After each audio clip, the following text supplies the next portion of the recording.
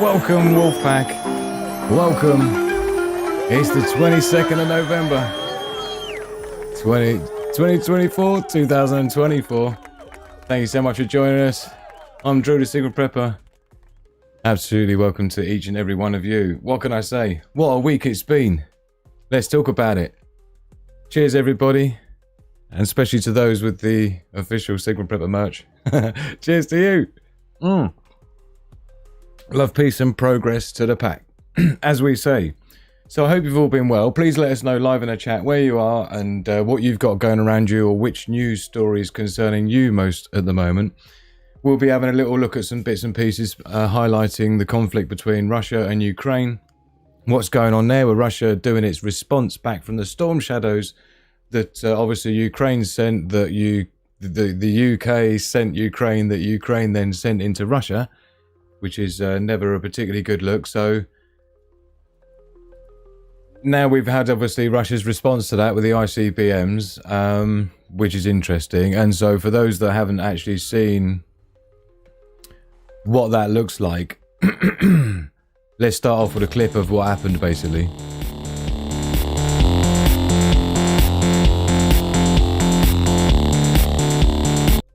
So let's just mute the music on that. So these are basically the ICBMs coming through the clouds and hitting their targets, right? And you'll see them in a second. So this was captured on the 21st, right? Yesterday. Woomph, woomph, woomph, right? These are like a couple at a time, look. These are just coming from the clouds, through the clouds. Look at the speed of these things. You ain't getting out of the way of that. It's just out of nowhere. Yeah? It's like something, it's like plasma bolts out of outer space. Right? I mean, I'm not sure how accurate the targeting was and who got hit and what got hit, but everything got through that was sent, which is the nature of ICBMs. I mean, they scatter lots and lots from the warhead, splits into several bits and hits multiple places all at the same time, which basically overwhelms most most means of interception and so on. Things like the S-400s and, the Iron Dome and all these sorts of things. There's not an awful lot you can do with it, this kind of stuff. But let's have a look and see who we got in the chat with us. Who is first in the chat? Pedigree Mungle, by looks of it. Looking forward to the analysis today. It's gone nuts out there, hasn't it just? That's what we're here to talk about. So let us know what's concerning you. I was going to do a live poll tonight, but I think we'll just keep it cash. CJ in the house. Good to see you, Chaos, as well. Daily Survival, moderator of all moderators in the house. Urban Harvesting all the way from Australia, mate. Great to see you, my man. I hope things are going well on your new homestead. And Jenny and Betty all good in the house. The ladies are all good. Urban Harvesting. Sandy as well. Good to see you, my darling. Who else? I saw Scottish Prepper there as well. Great to see you, my man. And I did send a little thing out to UK Urban Prepper as well. Just how it's going live, and he's welcome, as is anybody, to come and join me live as a guest tonight. So if you'd like to catch up with me live tonight, of course, over on the Discord servers, how you do it. Bit of reorganisation on here, nothing too drastic, but of course your main hangout is just where all sorts of stuff goes down, sharing all kinds of things from all kinds of people. Thank you to our newest members joining. It's completely free. Links in description. There's all these on the left-hand side, all the different rooms full of information.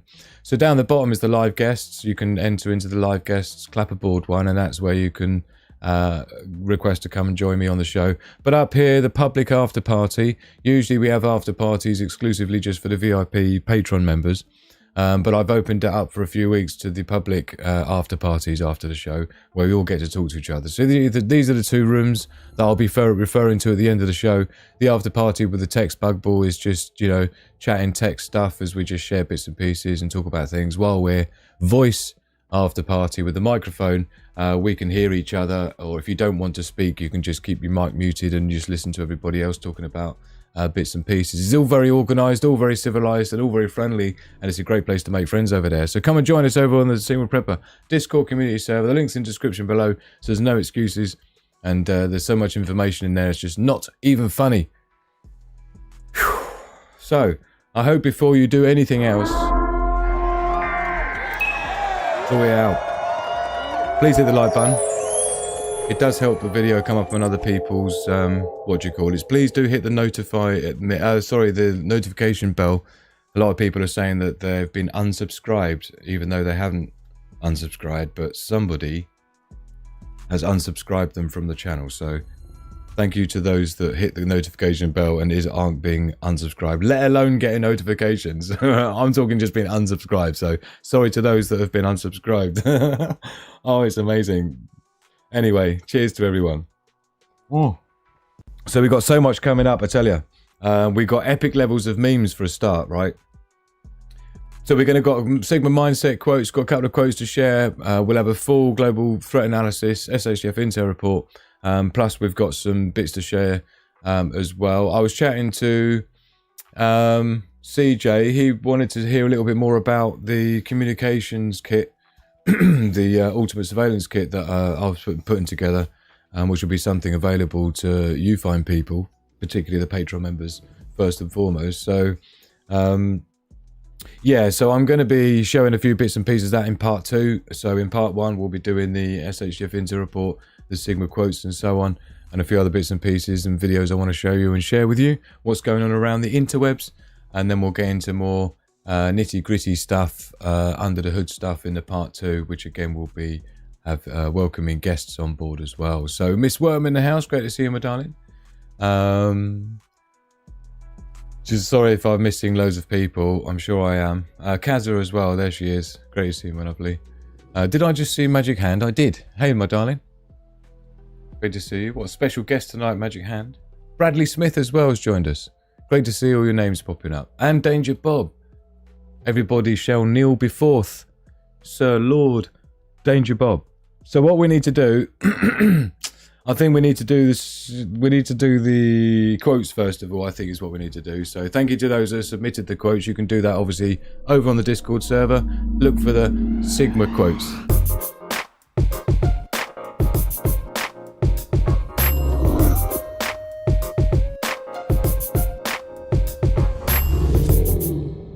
Yes, indeed. This is where we just get our mindset into order. No fear, no panic. Are you a Sigma type? All about self-reliance, yeah? Being independent. Yeah, concentrating on skill set building and knowledge building and everything like that. That's what makes you a Sigma. Somebody who doesn't want to go along with a herd. Yeah, they don't want to be told what to do, and they're not really interested in telling anyone else what to do. If that sounds like you, you're in the right place.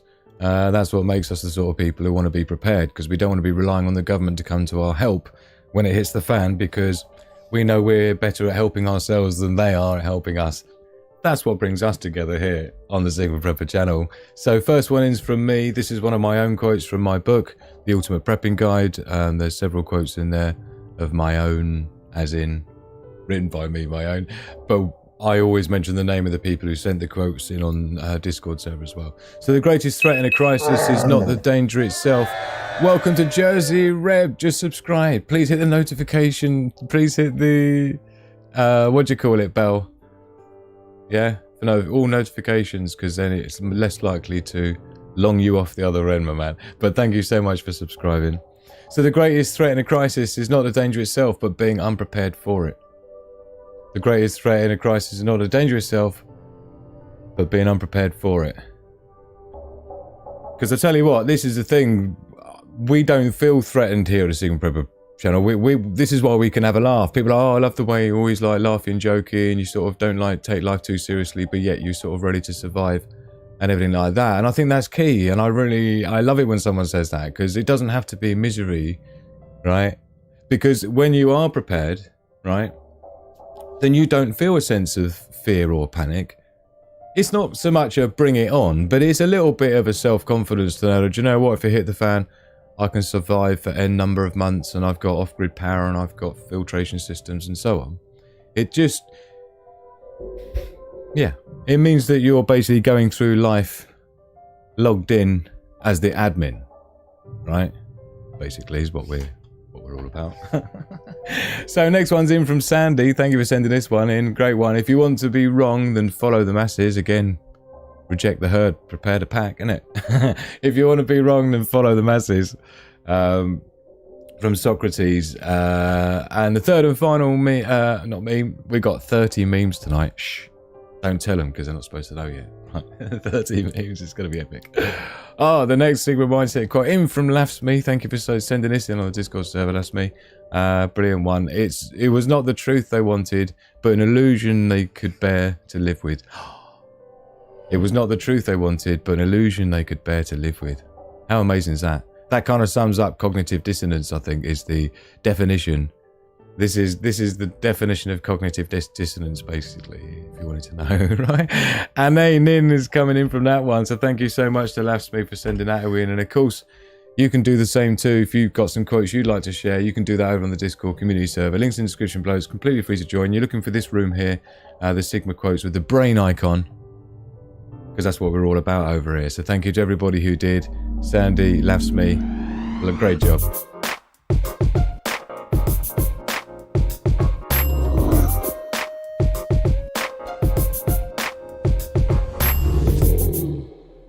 Yes, indeed. Ah, deep breath. All that's deep, says Miss Worm. Not too deep, I hope.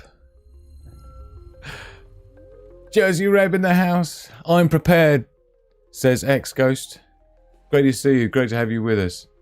So, but I tell you what, we have got rocking, which is a bit severe, right? Critical alert. Like critical alert type is not severe. A test. Right. Is what we got going on with Russia, Ukraine, and everything else. Obviously, I gave you a little sneak peek glimpse of what it looked like with those ICBMs coming in, and it's not a good look. So I think we need to get into it in more detail. Let's do it with the SHTF Intel report, the global threat analysis. Hold on to your seats, people. Buckle up.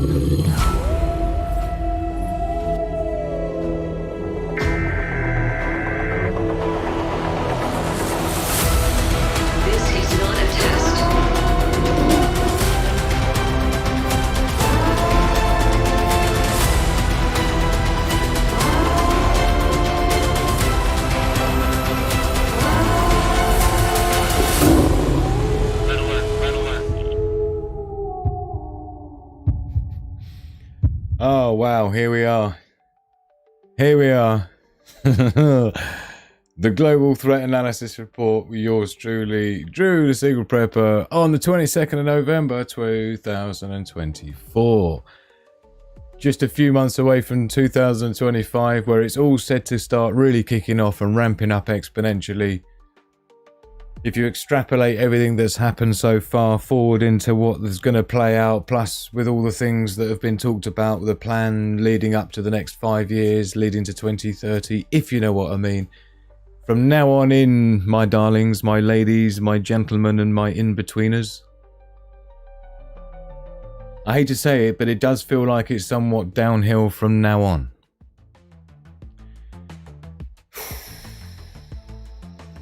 Thank you, Ready Prepper One. It's about 2 weeks worth of intro sequence, that was.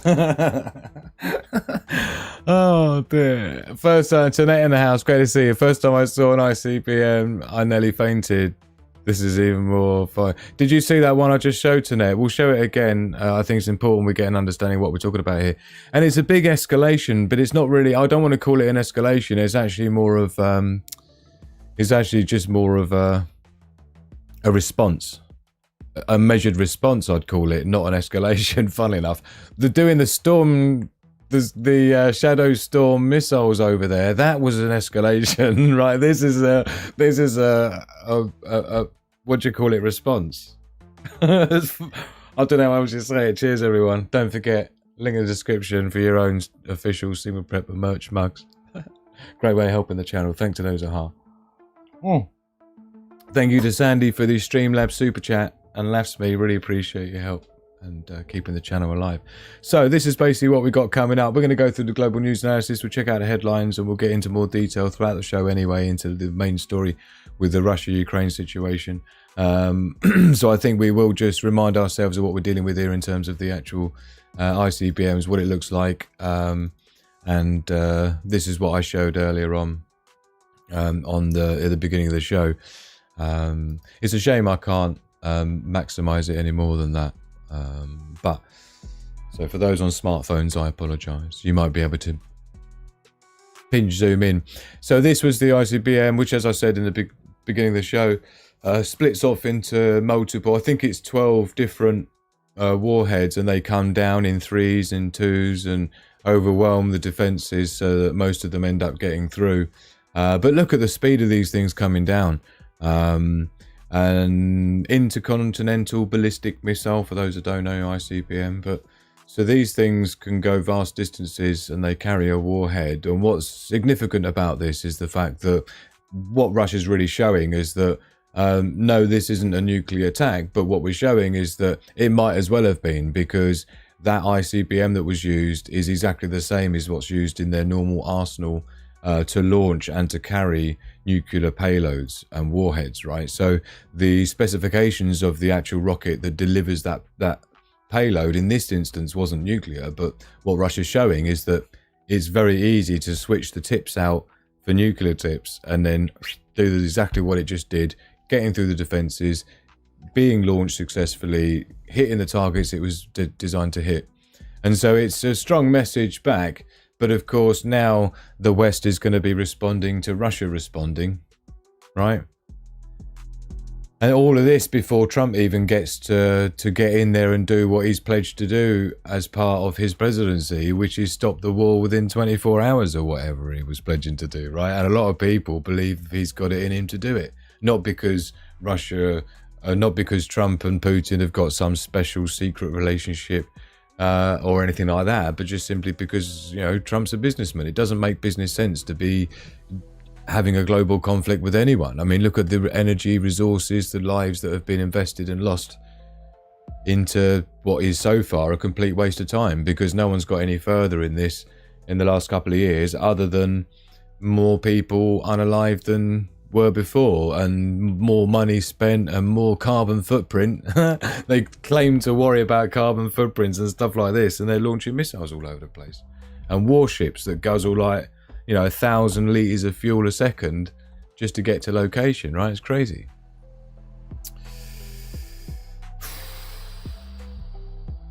No rising damp jokes for Brian. Why? What's going on with Brian and rising damp? Some reports say it's an IRBM with 36 warheads, intermediate range ballistic missile. Yeah, either way, they're both capable of delivering nuclear payloads. That's the 36 warhead thing. I don't know if this is 12, is what I've seen. What happened to the emergency alert system that was in place? Yeah, interesting that. He's referring to where he's supposed to get text messages and things saying, duck and cover, get under your desks at school, because of course that's going to save you. Donald swore to go to war in the Middle East, same thing, World War III. Yeah, they got 30 minutes notice, that's normal. You see, normally there's no notice at all with them things. You're talking about 12, 14 minutes at a distance like that, not even. It's very expensive warning. I mean, mind you, you could say that the Storm Shadow missiles were expensive warning, because in what I was reporting the other day, those things are several $million a piece, and they sent about 12 over to Russia. And why would you do that if you weren't expecting Russia to respond? I mean, come on. This is what I'm saying. It's just a measured response. It's not an escalation. The Storm Shadow missiles getting sent over was an escalation. And this is what happens. You know, it reminds me of a cartoon back in the day when I was a young boy growing up, and there was like, is it Tom and Jerry, was it? And like one pulls out a baseball bat, the other one pulls out a gun, the other one pulls out a TNT thing, the other one pulls out a cannon, the other one pulls out a tank, the other one... It was like, I don't know if you know the one I'm on about, but it was like, I think it was Tom and Jerry, and it was just like this total one-upsmanship all the way. And it's all what it leads to, right?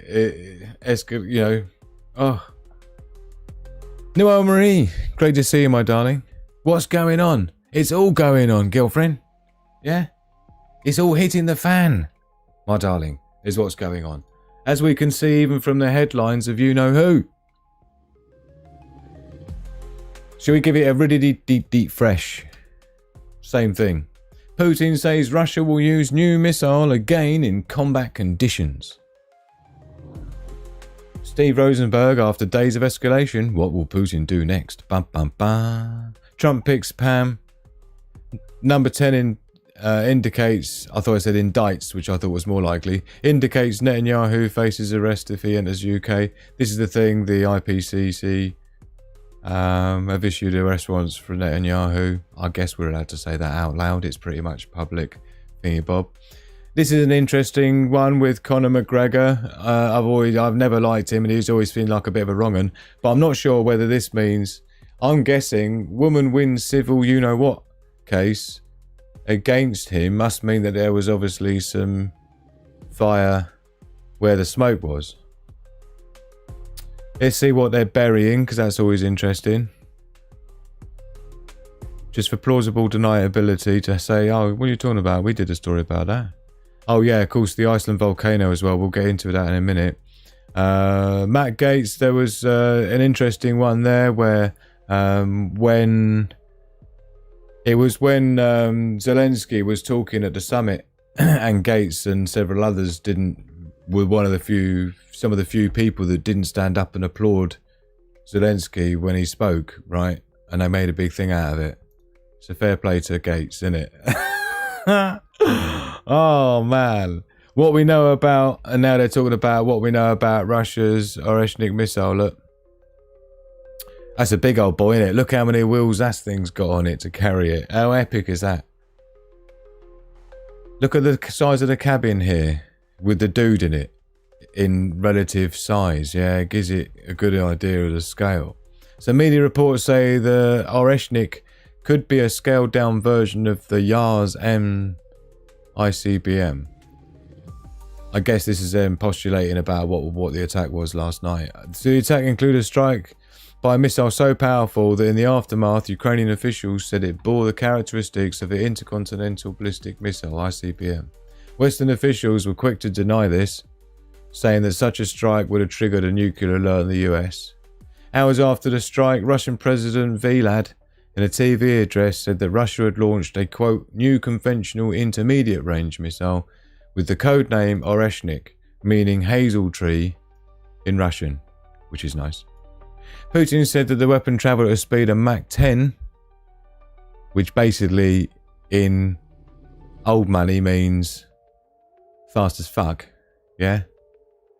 Or 2.5 to 3 kilometers per second. So imagine that, like 2 miles, like 1.5, 2 miles a second. 1, 2. I mean, yeah, you ain't dodging that.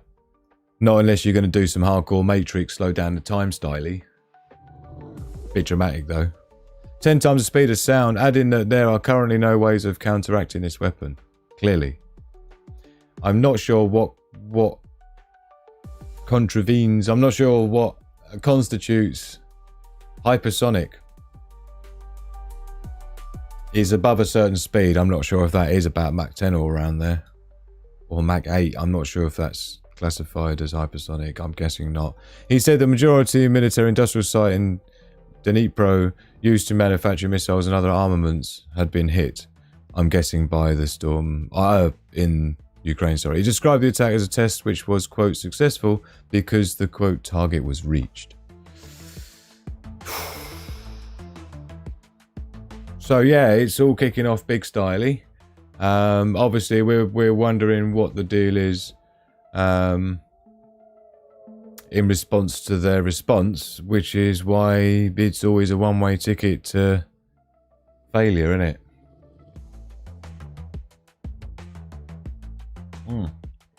Yummy. Thank you for hitting the like button in the chat if you're just joining us. What's Broken Britain got against that coming at us? I mean, do you know, Mach 5 plus, are you saying that's what the threshold is for it becoming hypersonic, or is that just supersonic? You're making me look it up, Tuck Boy. You're making me look it up. Hypersonic threshold. Okay. Mach 5 or higher. Hold on. Hypersonic weapons. Better.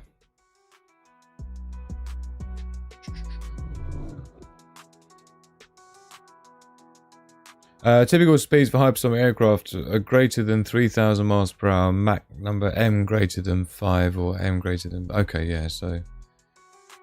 Is that what you said? It is. Thank you, Tuck by V1, just before we disinform everybody. So yeah, anything more than Mach 5 times the speed of sound is considered hypersonic, so we could classify them as hypersonic. But I think because they're only projectile based, not thrust rocket based, at that point in their flight trajectory, I don't know. Do you think they would lead with the word hypersonic? We couldn't even shoot down Iran's missiles. Some people believe we could shoot this stuff down, innit? No hope. I don't even think the UK's even ever spent any money on trying to defend us from anything, really, at this point. I mean, I don't know if anybody's aware, but the real plan... You see, Russia thinks differently. Remember this. I remember in an interview at some time, there was a Russian military general, and they were talking about, oh, how many nuclear missiles America's got. And he made a really interesting statement, or assertion, was the fact that how many missiles you have, first and foremost, is irrelevant.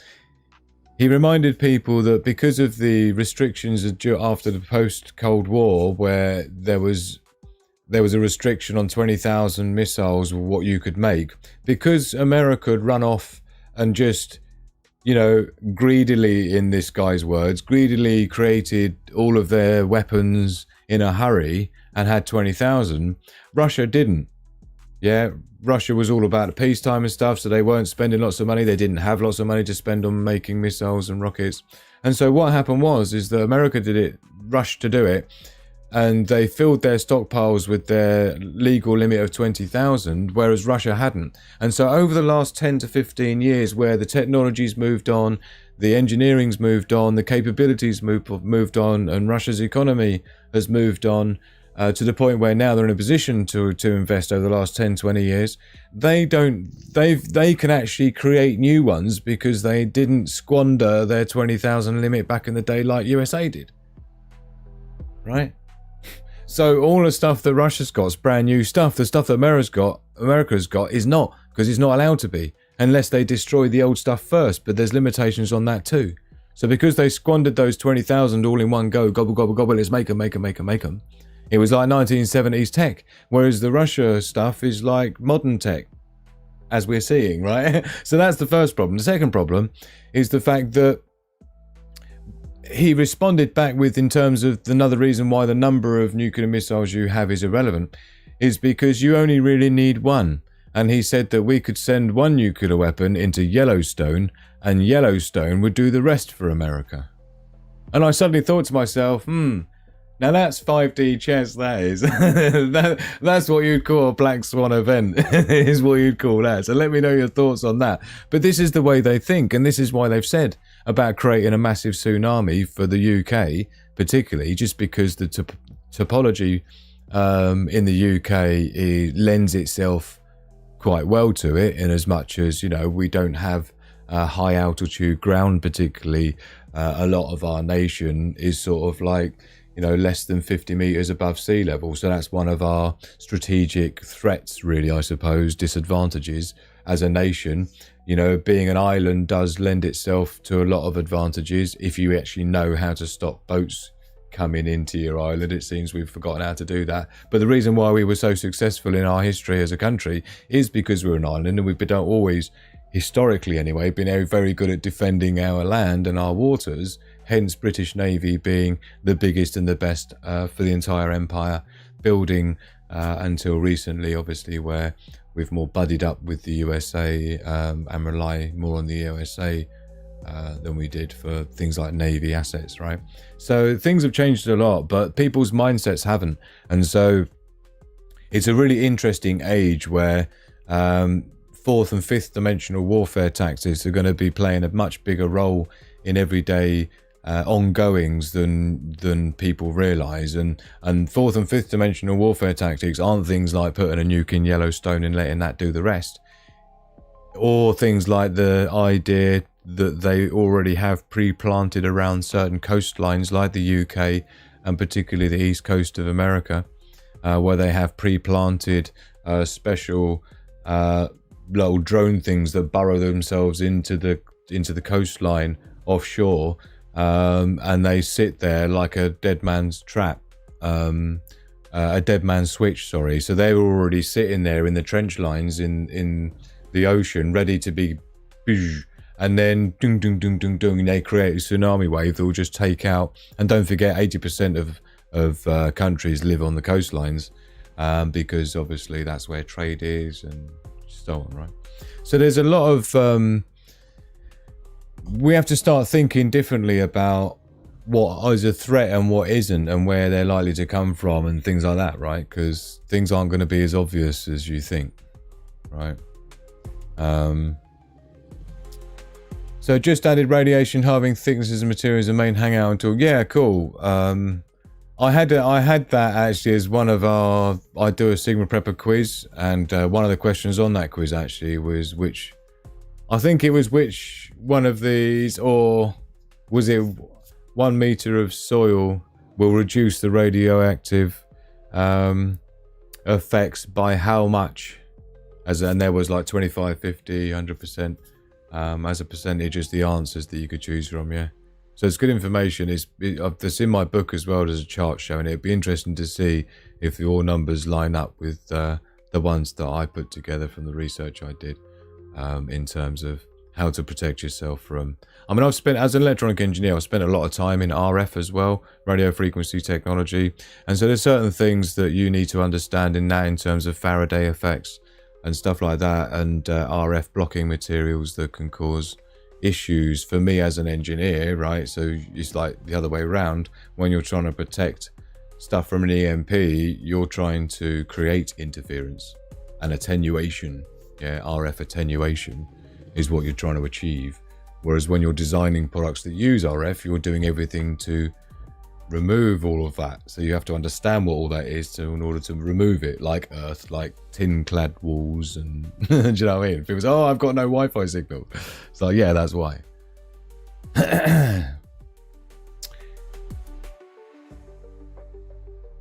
Daryl Calhall, great to see you.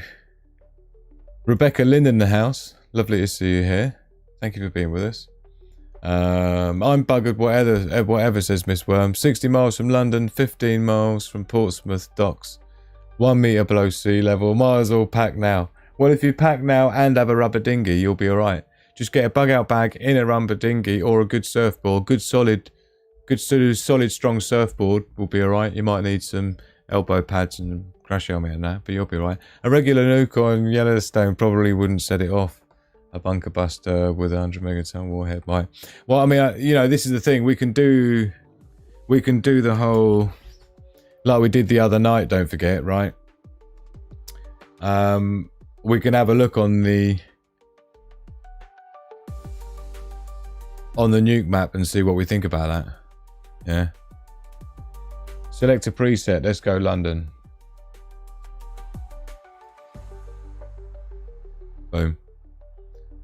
Yeah, and so if we're talking a super duper fat one, let's go for the biggest one on here, the Tsar bomber, the largest USSR bomb designed, right? Worst case scenario, detonate, bosh. Yeah, this is where we end up. What did you say, Portsmouth? Yeah, because look, there's Portsmouth here. So if you're around here somewhere, you're getting this yellow one, which I think is the thermal radiation, isn't it? Is it? Yeah, so you got the fireball, which is the inner circle. Yeah, the one that's flashing white now. That's the fireball area, right? Basically, you're vaporized.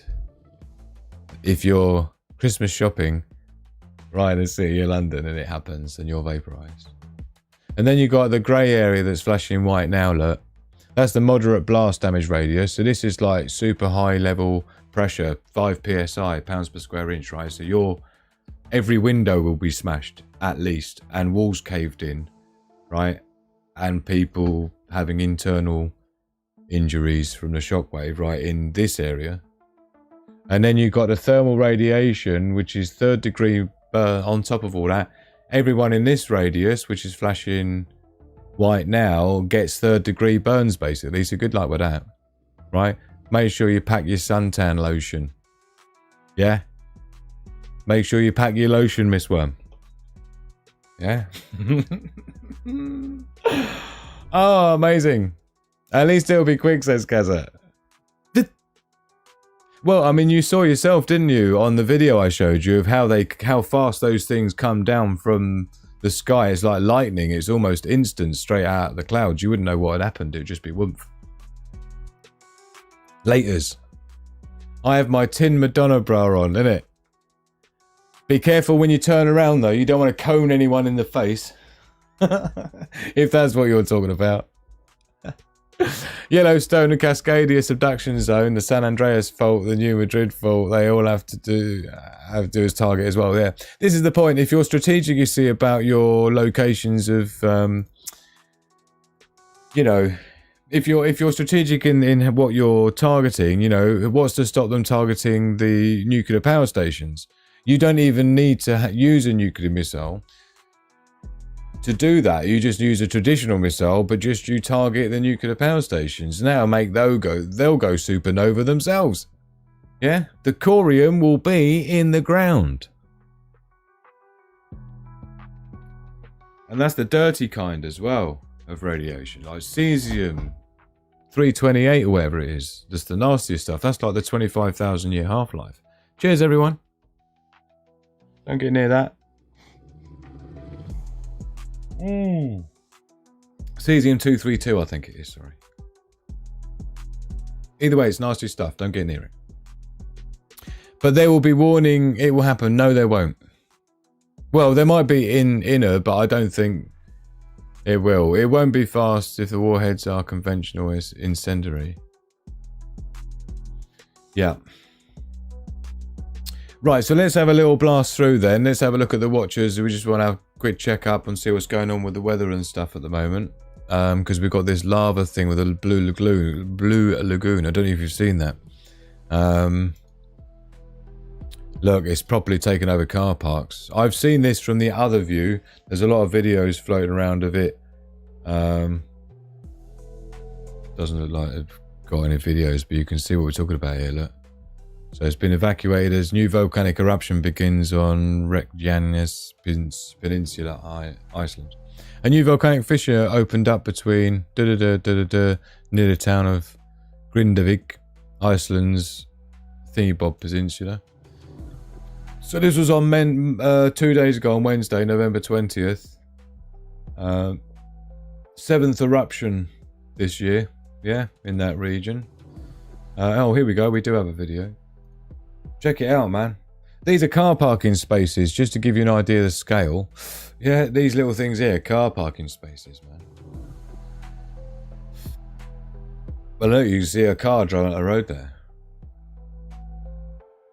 You see them diggers here, just frantically trying to shore up, like they did before, to try. They've got concrete blocks as well they put in place to try and get, you know, get the lava to travel in a certain route, avoiding things like key infrastructure and power stations and water treatment plants. This is what they were dealing with last time. Yeah, it's bad news. And look, it's just awful when you see things like this with people's homes and that. Look, just completely ripping through it like it's not even there. Yeah, it's really sad. So yeah, volcanoes, far from ideal. So check out the solar flares and quakes while we're here. Don't forget, I've got loads of videos to show you as well after we come out of the SHTF Intel report. We've got loads to talk about, some videos to show you as well. Can't wait. Plus, we've got epic memes in a minute as well, so don't go anywhere. So 29 earthquakes on the map is about normal. About 32-ish, 33-ish is normal. So there's nothing unusual looking. There's a bit of a cluster around here, but nothing too dramatic. So 4.4. But yeah, so let's check out the space weather. It was a bit active, and there was this 3901, was it, we looked at as it was coming round to Earth facing. It seems to have not gathered into much now. Let's just have a look at the solar disk, because you can see now that 3901, it does look a bit smaller than it was when it was coming in, but that's becoming more Earth facing now, so it'll be interesting to see what it does. But we'll have a look on the sunspot summary. That'll tell us. Let's see if we can find it on here. It's not even an active region anymore by the looks of it. Beta gamma log, we see we had that M3.7 solar flare off it, and that was about it. But everything else is pretty calm. Look, nothing on the Enlil spiral. Looks like it's pretty clean. No lumps and bumps, which is what we like to see. Nothing incoming. And of course, we'll be waiting to see what the numbers are for next month when it comes to how high off it's riding, way out of normal. With the sunspot number each month, it's just been going ballistic. This month is probably going to be a similar amount above than what it is now. So interesting one. Lots going on, earth changes and things, and yeah. So what we're going to do is take a quick look at the cryptos, because I'll tell you what, they're absolutely just about gagging to peak into the 100 bags of sand range for Bitcoin. 3,300 for Ethereum, and you can see it's a sea of green essentially. Some coins doing better than others, but I've seen a massive increase in things like XRP. I'm sure there's a story behind it. I haven't looked into the crypto news today, as I sometimes do, but 64% increase just in the last 7 days for Ripple. In terms of gold, that's looking up as well. Look, just over the week we're up 5.5%, and of course on the year that should be putting us nearly 40% gains on the year, 36.5% nearly. So yeah, and of course silver's following a similar trend, but let's see what it's been like on the week. Yeah, we're ending the week up 3.6% up on the week. Always a joy. And of course on the year it's doing a bit better than, oh, it's not anymore. It's about the same as gold. It was leading for a while there, but yeah, so interesting stuff. I'm not sure if that's money coming out of, I mean, whenever there's global conflict stuff kicking off, usually we expect to see the price of gold increase, because it's basically people hedging against the fiat currencies. When people buy gold or cryptos, it's them saying, I trust gold or cryptos more than I trust holding dollars, euros, yen, pounds in my bank account. So when you see wars going on, people typically with that instability and the insecurity flee to precious metals and things. In some ways cryptos, but the cryptos increase is largely more due to Trump winning.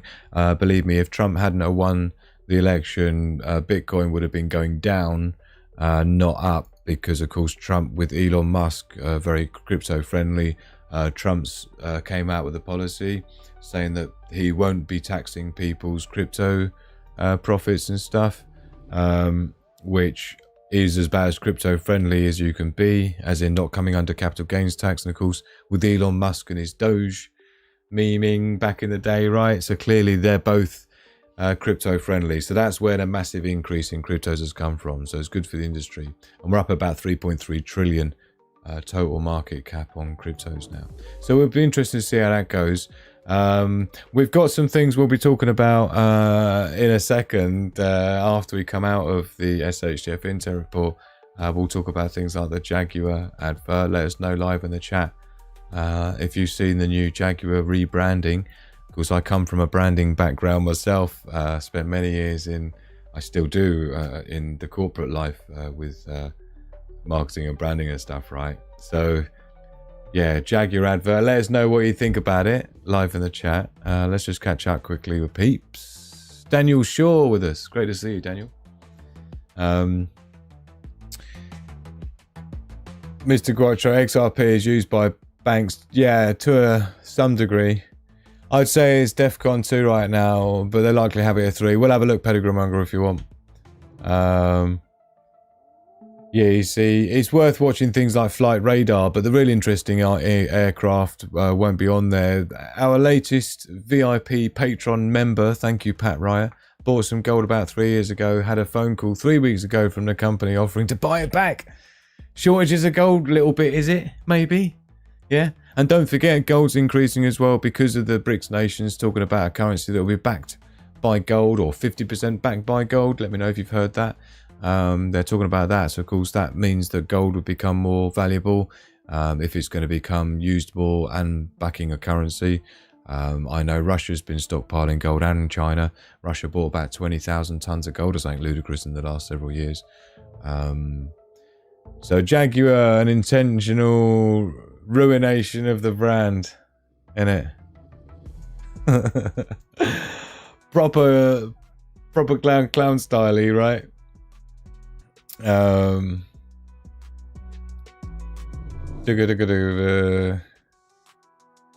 Yes, indeed. Yes, indeed. It's always good to be... And of course, here we're amongst friends, Daniel, sure. But I tell you what, I definitely would recommend going to, joining us on the Wolfpack over on a Discord server. Great community server, one of the best in the whole wide world. In fact, in the galaxy. Yeah. It's the best Discord server on the galaxy. Telling thee. So the main hangout, just chat about whatever you want, yeah. And of course, you've got things like our public after party we'll be doing tonight. After this show, we have the after party here. So you got the after party chat. You can just talk about stuff and share bits. And then the after party voice is where we can all hear each other and talk about things that was best not talk about on YouTube, basically, right? So do join us for the after party. Normally, that's only for VIP Patreon members. By the way, Pat, our newest VIP Patreon member, let us know when you get yourself in Discord, because I'll need to initiate your permissions so that you'll be able to see those VIP rooms here. So the VIP Wolfpack rooms are for Patreon members only, right? So I'll need to update your permissions when I know what your account is on Discord, Pat. But everyone else can join Discord for free. Get in there. It's a great place to be and share information and knowledge and make new friends and stuff where we all trust each other and have a good combined interest, and of course all the combined knowledge that gets uploaded onto the Discord server is becoming a real great knowledge base for prepping and survival. So thanks to everybody who's part of that and making it what it is. Really appreciate it. Love, peace and progress to the pack. Yummy. So we've got epic memes, so I suppose we should get into the memes really, shouldn't we? Because we've got millions and billions of memes. I have to get back to Discord whenever I find time. Do it.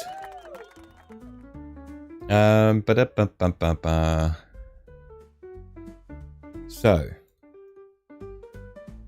Right. Carolyn Rose, great to see you, my darling. Just seeing your name up there. So thank you to those that have sent the memes in. You can do that again on the Discord server, is how you do it. You're looking for the memes folder, room with the laughy icon. So go and join up on that one. The first one's in from Kaza. Thank you for sending this one. Welcome to the world, my boy.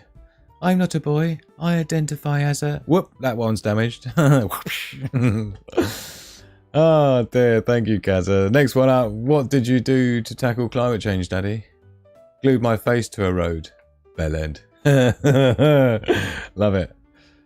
Please hit the like button if you haven't done already. It does help the channel. And share on your social media as well if you think your friends would enjoy this show, and to learn a bit more about prepping and survival and the importance of the reasons why and ways to do it. Then please do share this channel on your social media. Just a Facebook post, or just send the channel to someone on WhatsApp or whatever.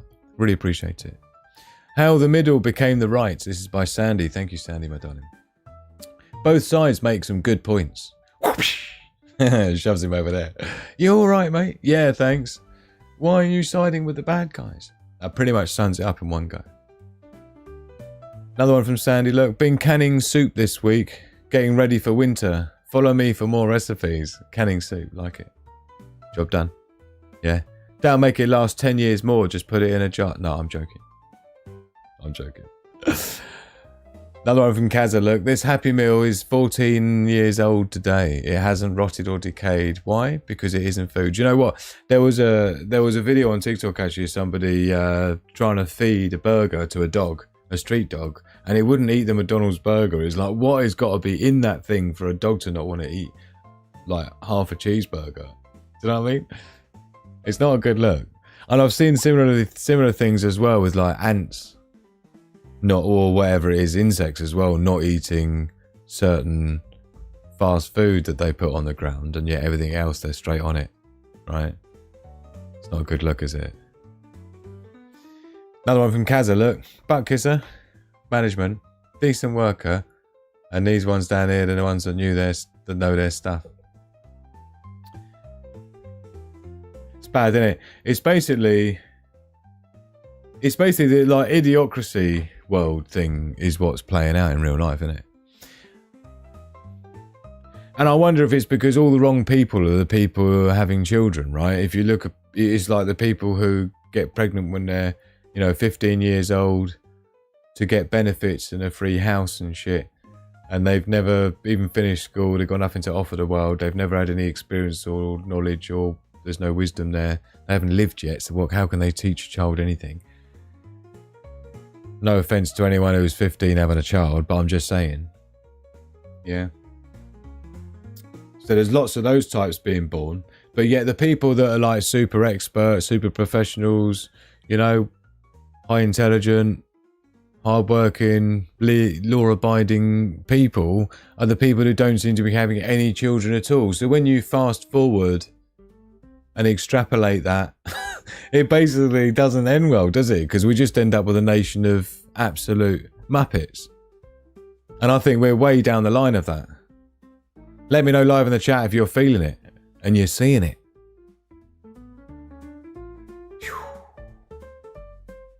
Scottish Prepper, some great memes from you, my man. Really appreciate you memes. They're really great ones. This one, believe it or not, one of the women in this photo is a trans. Do you know which one? No, because it's literally impossible to tell. It's impossible to tell. It's a brilliant job. Yeah, it's fabulous. Nicely done. Oh, amazing. Thank you, Scottish Prepper. Another one in from Sandy. I'm so old. Sorry. Subconscious, subliminal there, like, because it's freezing cold in England at the moment. I'm so old, I remember when climate change was called spring, summer, autumn and winter. Thank you, Kaza, my darling. Check this, Sandy, sorry, that was Sandy. This one's Kaza. The crap strap. Anyone seen the crap strap? Check it out. A tree pooping strap to help you poo in nature hands-free. Do you know what? Don't ask why I was talking about this on the phone, but I was. I think it was when I was on my last solo wild camping mission for a couple of days. And I think I was in an after party, actually. I think it was like Day of Survival, Sandy, I know, were there. And I was talking about the fact that when I do my solo wild camping missions, there's something weird that happens. I never want to have a number 2. And I remember, was it urban harvesting I was talking to? I think urban harvesting was in the conversation as well. This is the sort of things we talk about in after parties, right? And I was like, do you know what? I don't think I've ever pooed in the woods. There's always been a reason why not. I don't ever recall using a little shovel that I've even got in my bug out bag, digging a hole, putting it, filling it in. I don't ever remember doing that. There's something about my guts just turn off. It's like the same when me and Magic Ham would go on holiday for like 3 days. Yeah, I just wouldn't have a number 2s for 3 days and then come home and it just like carries on as normal. So anyway, but maybe if I had one of these crap straps, maybe psychologically my inner self might be more open up to the idea of defecating in public. Yeah, I'm sure it's a mental block there somewhere. Anyway, am I sharing too much? Who knows? Mark, classic memes from Mark. Thank you so much for sending these in. Mark with a green floral icon. I can't do floral icons, I'm afraid, Mark, in here. So sorry for not respecting your full name. Your full identity. Looks like a multi-purpose sex swing strap, says Chaos. Classic. Oh, you've been drinking beer. I can smell it on your breath. Actually, I've been eating frog's legs. What you can smell is the hops.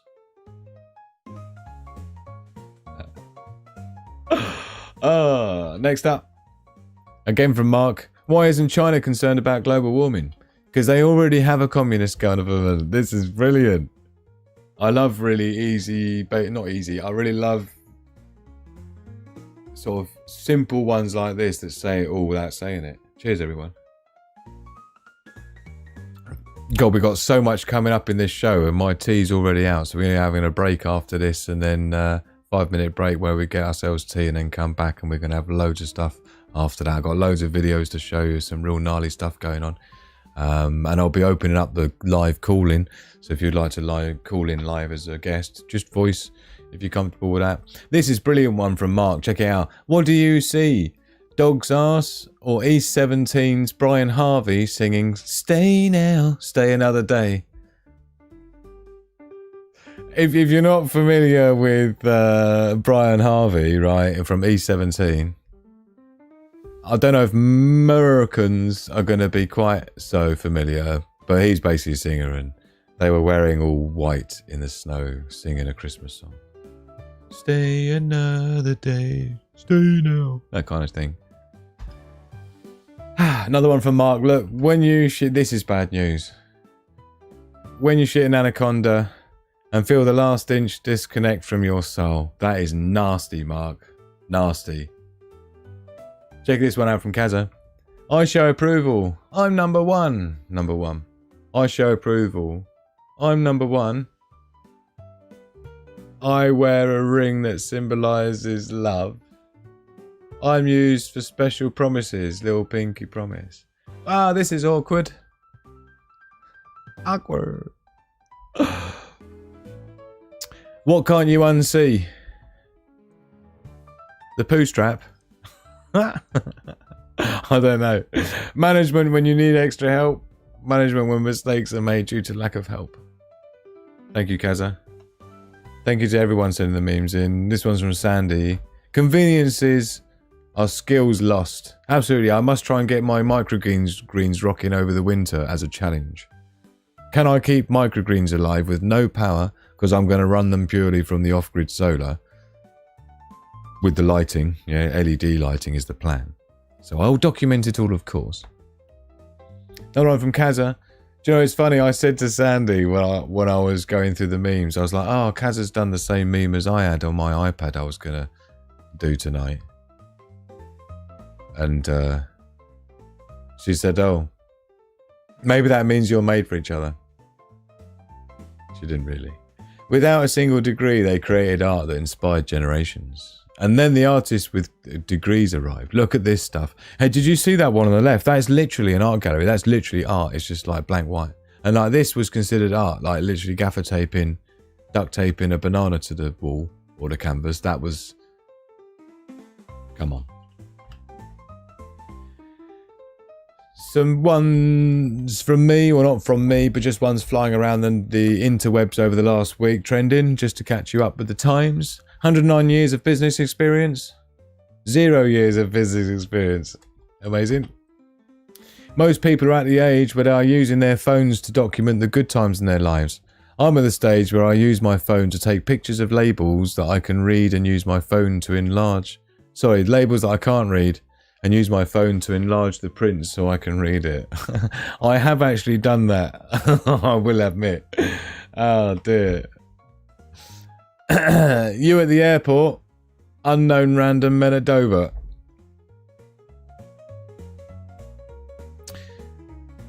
Sorry I walked in while you were in the shower, mummy. Sorry I walked in while you were in the shower, mummy. That's okay. What you saw was where God touched Mummy with his golden axe. Good shot, right in the gun. Oh man, this is blatant. I do apologise. The shortest catwalk ever. Brilliant. Yeah? Sorry, did I say cat? The shortest walk, I shouldn't have done because I think you're supposed to think it's a dog, but just subliminally that looks like a cat's paw print. Okay, let's do it live in the chat. Is that a cat paw print or a doggy paw print? Let me know what you think. But either way, the shortest walk ever. Oh!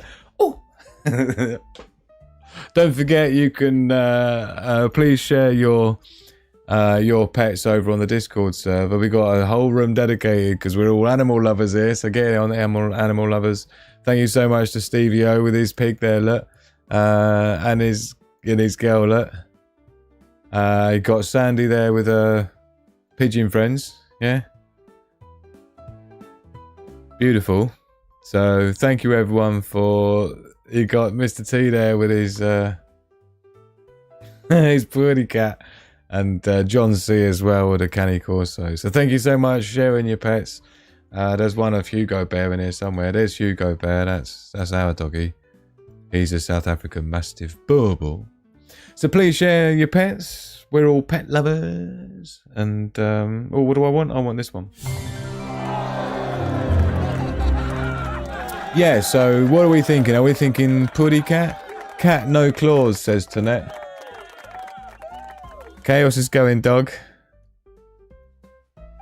Tucked by V1's going dog. Great images. What have I been saying since the start of COVID-19? What have I been saying? I don't even know what I said now. I don't know. Oh dear, great to see you, Budley Smith. I hope you're well, my man. 31 degrees centigrade there. That's she's in Australia. Great to see you, Caroline. At 10 a.m, going to be a hot one today. Sounds like it. Donald managed to go bankrupt how many times? Business. Bidney. But do you know what? Most companies, Tonette, won't actually employ someone who hasn't been bankrupted as a CEO, because unless you know how things went wrong, how do you stop it going wrong in the future, you see? Amish PowerPoint. Oh dear. The shortest walk ever, that's where we got to. She used to be... Did you put some memes in? Your memes are in here, aren't they, CJ, somewhere? I don't know. Did you put some in? Pretty sure. Or were they banned from even arriving on the Discord server? I don't know.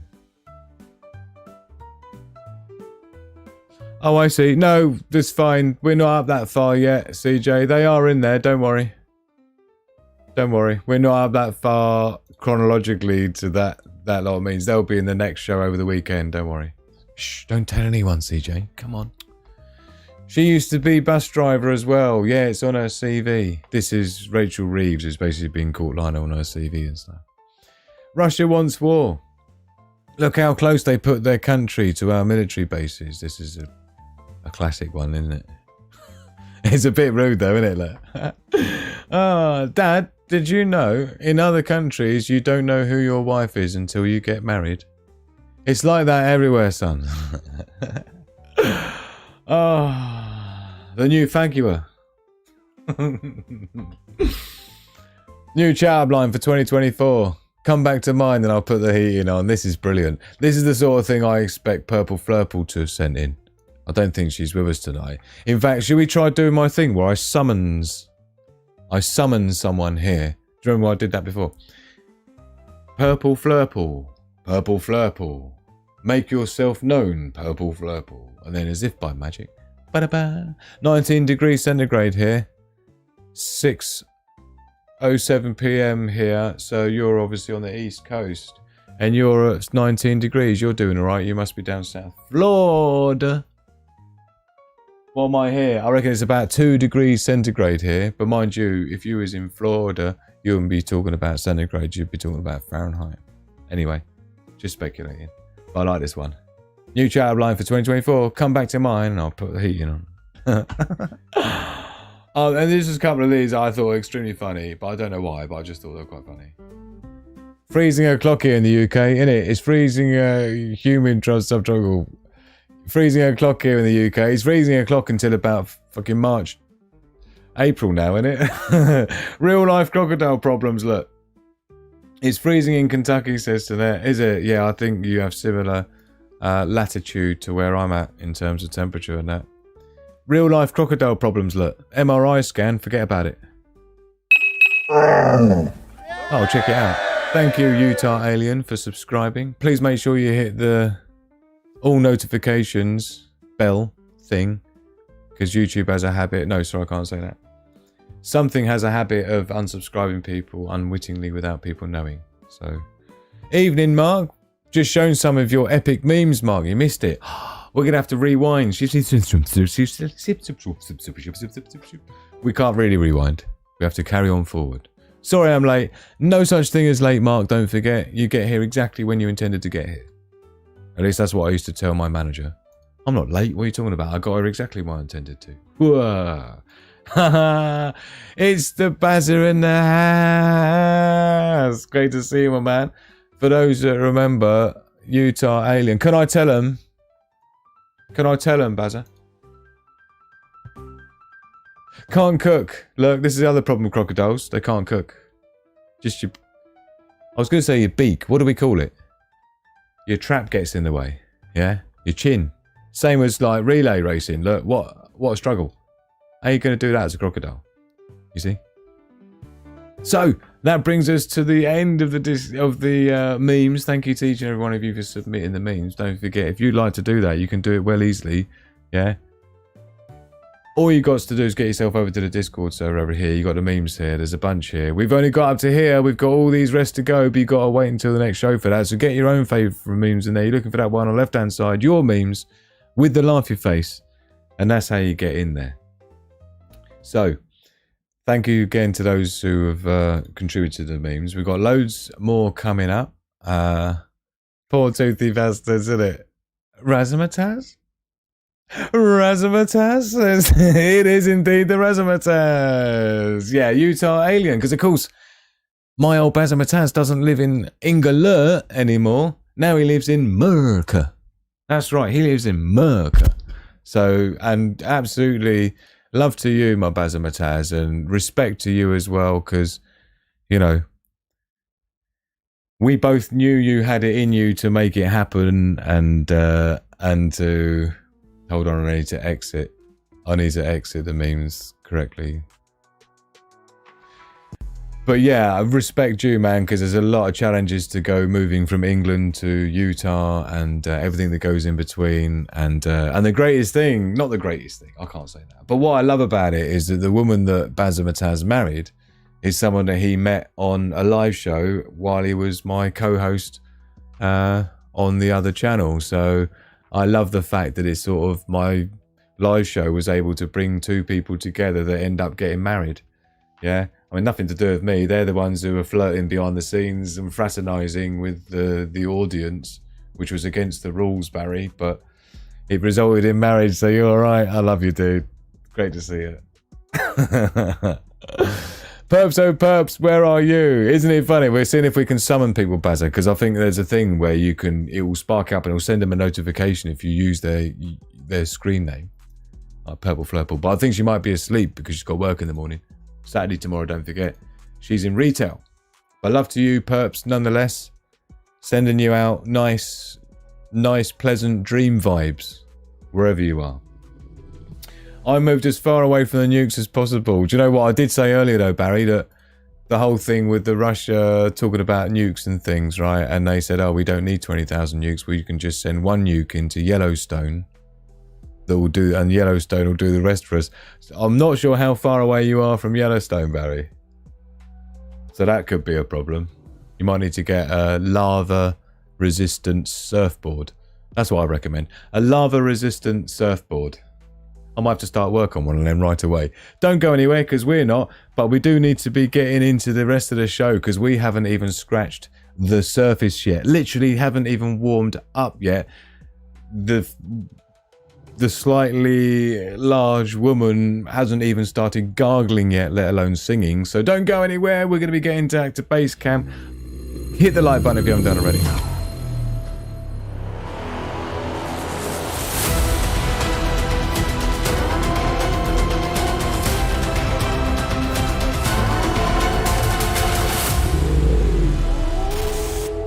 Oh. Cheers, everyone. Oh. God, we got so much to get through and we haven't even begun yet. And I can't wait to show you some of these videos I've got pulled out, just things that are trending during the week. Again, we're going to talk about the Russia thing with Ukraine and what we think that could lead to and escalate to with the global conflict possibility there. And we're also, don't forget, opening up the guest chat room.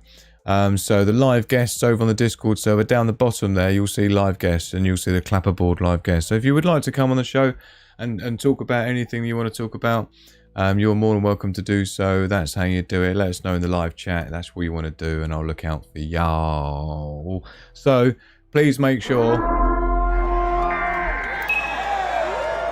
Do it, yeah? Please make sure you've hit the like button. We've got so much epic stuff to get through It's literally not even funny. I don't even want to tell you what's there. I'm also going to be giving you a sneak peek because CJ specifically asked if I could just show some of the components of my tactical surveillance kit, which was something that I was prototyping for another one of the Sigma Prepper Ultimate product range, is the surveillance kit, which is going to include quite a few things. So if CJ wants me to take you a look over what I've got as part of that, then I'll do that as well after the break. But in the meantime, don't go anywhere.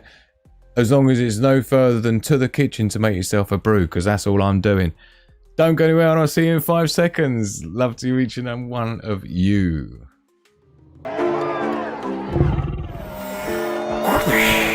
Welcome back, Wolfpack. Welcome back. Short breaks, we can get ourselves a refreshment and a rebrew with your host, Drew, here on the Sigma Prepper channel. 22nd of November, still 22nd of November here in the UK. And wherever you are in the world, say hi live in the chat. Please hit the like button if you haven't done already.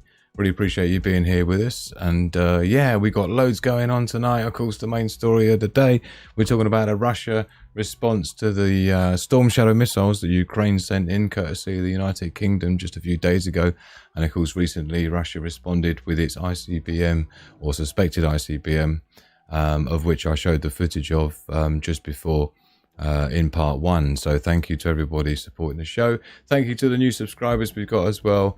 A special welcome to Barry, my Razamataz, best bud from back in the day. We've been through some stuff, man. So love to you, man. So yeah, check it out. This was what I showed earlier in terms of these ICBMs coming down. I think there was talk of them being 36. I heard 12. The warhead breaks into 12, and you can see them coming through the clouds and just going wallop out of nowhere. Look how fast they are. Woomph, woomph, woomph. These are like 3, 4 at a time. Yeah. Splodge, splodge. I mean, yeah, it's just crazy when you consider the distances we're talking about, right, from the horizon to the cloud top, and how quick it goes from cloud top to ground is just phenomenal. There's no response time at all there. And so yeah, this is what they've been dealing with. This was the response, and of course this is the aftermath, and that's what's been floating around the interwebs this week, over the last day or two.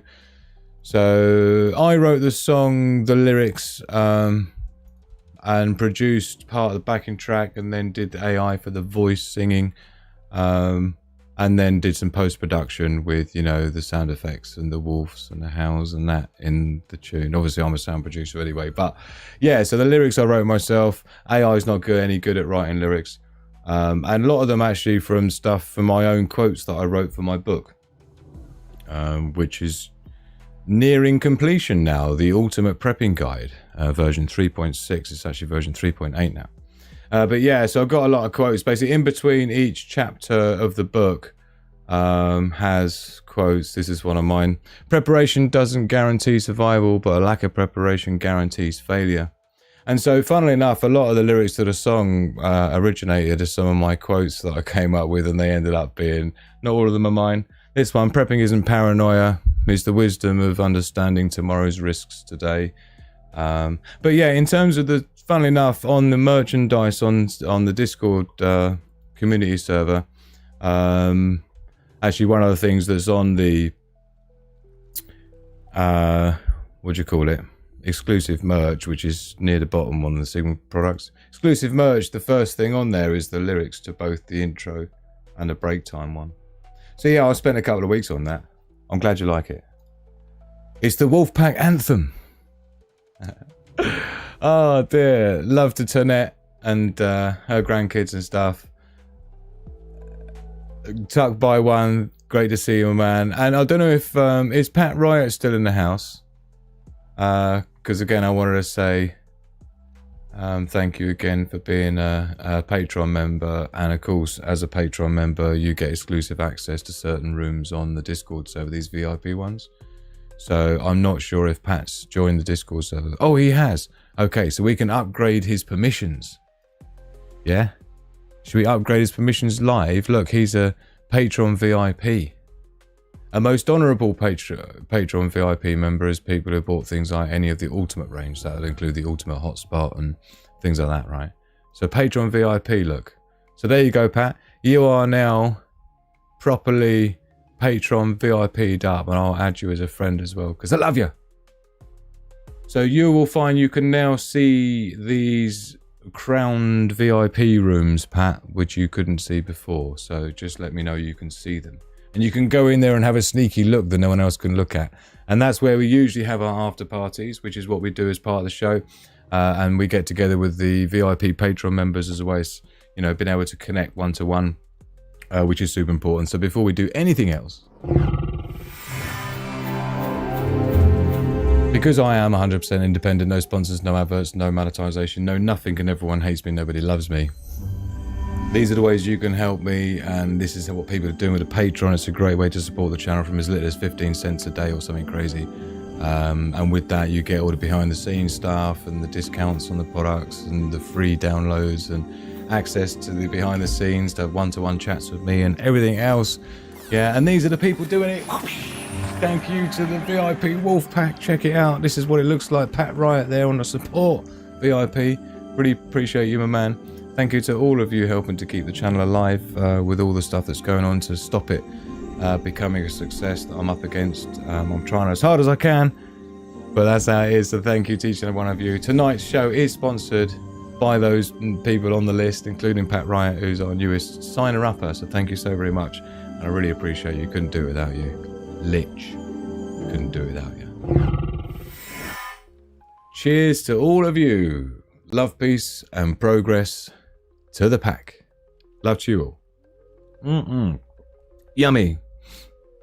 So let's have a little look through my folder of little goodies. Some of them are just videos. Some of them are things that I wanted to just bring up. But there's... the internet's been very funny this week. And of course, one of the things going on... let me just rewind it. Doesn't look rewound to me. One of the things going on, of course, is the whole... Oh, sorry. Didn't want to do that. I gotta remember I can only have one fired up at a time because the other one replaces the other one. Oh, I need to kick off my slippers. We can relax a little bit now. Right, slippers are switched off. Don't forget, I'm going to be giving you a sneak peek of what I've got in the ultimate surveillance, tactical surveillance kit for Sigma Prepper. So don't miss that. That's coming up in a minute. So if you've seen the Jaguar rebranding, there's a lot of videos about that have been flying around the net. This is one of them where they're doing their own little spoof satire version. Live boring to the Jaguar advert. Yeah. Insert abnormal. Follow traditions.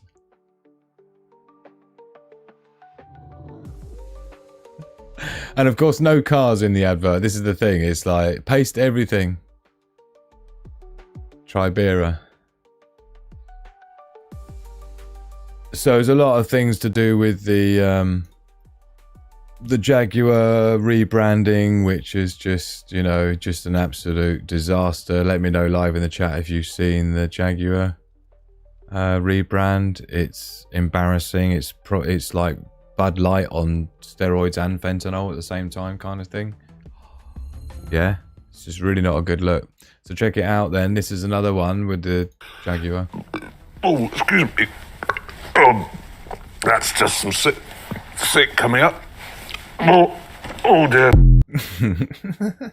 So this is basically what people are making of the new Jaguar rebranding and advert. And of course, I've spent half my life in branding and building brands for businesses. So it's close to my heart when I see. I've got a cutting edge marketing book on one of my bookshelves up there, which is like littered with Jaguar adverts from back in the day that were like, you know, really, you know, good adverts. I think I might have one here actually, have I?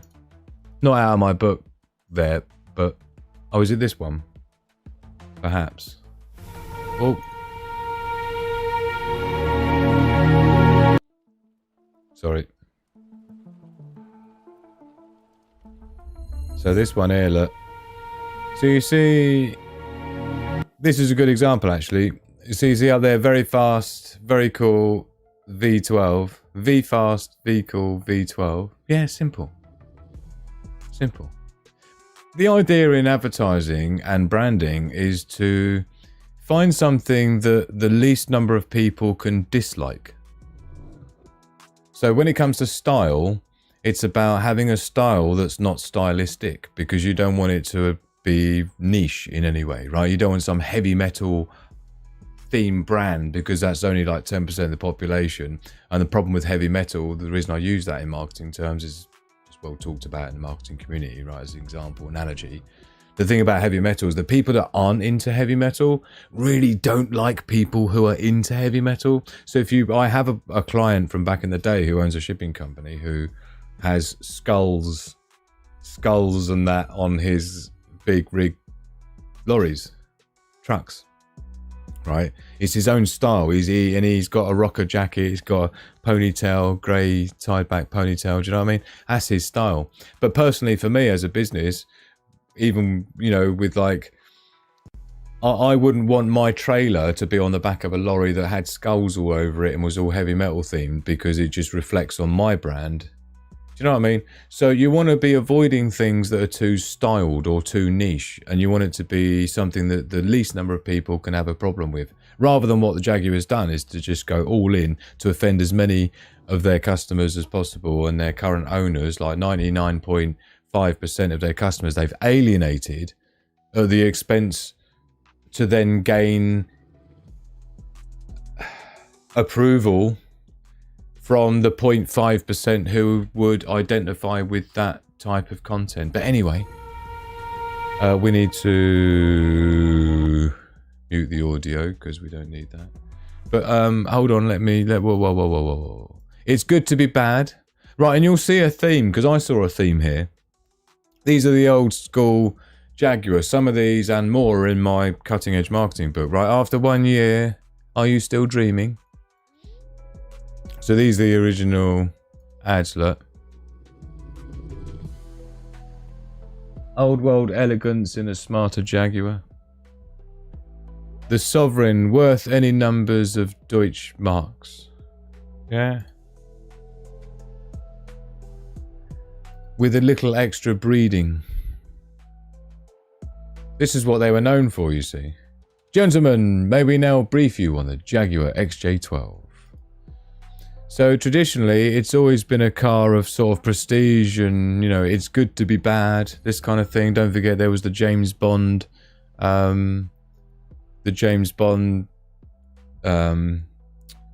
appearances and things of Jaguars, and then it went on to be Aston Martins. It's good to be bad again. Stuff like this one, look, the Jaguar Sovereign. Your mother would be proud. Yeah, this was the thing. And so this is what it used to be about, right? Seize the day. 200 mile per hour and a CD player, right? This is what traditionally Jaguar was all about, right? So they've totally gone broke because they've gone you know what, right? So, yeah. What else have we got here? Talking of the wind, did you talk about the weather, Sandy, in the UK? Whoever's in the UK? There's a funny one here, actually. I've got to show you this because this is like, I love the internet for this. So check it out. Our main news. This is basically, hold on.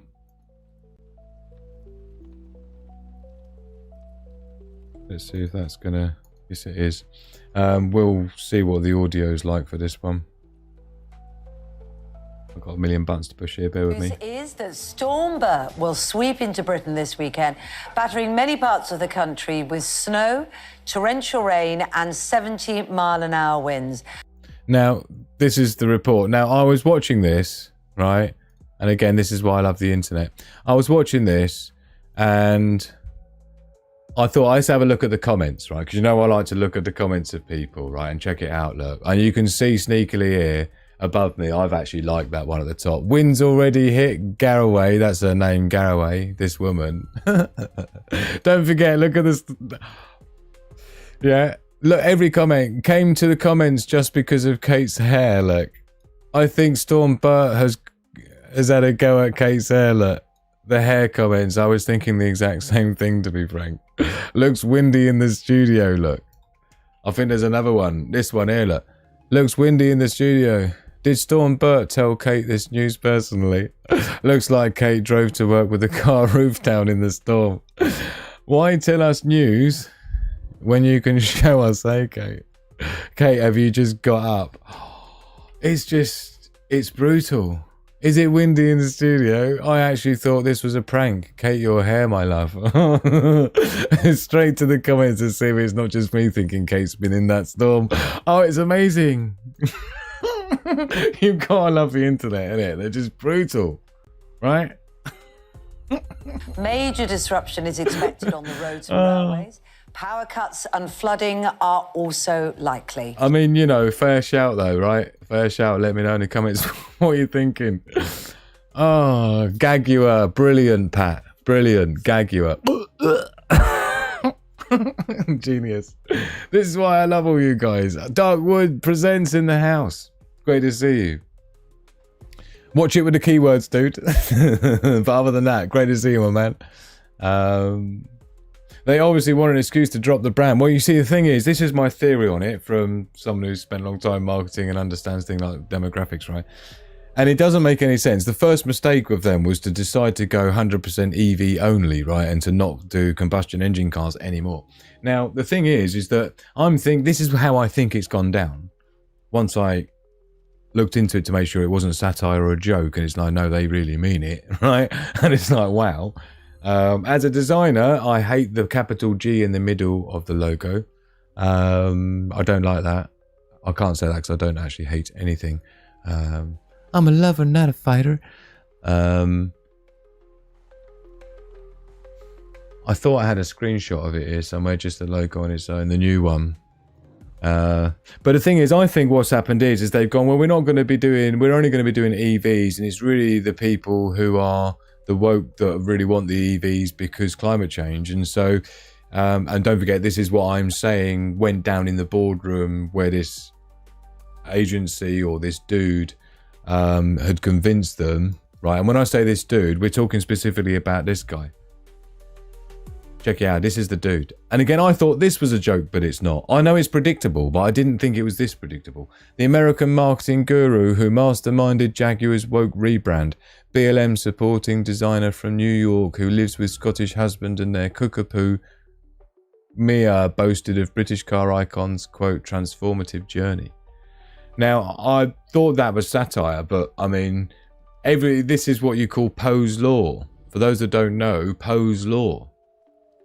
Now, Poe's law is something that happens in dystopian times.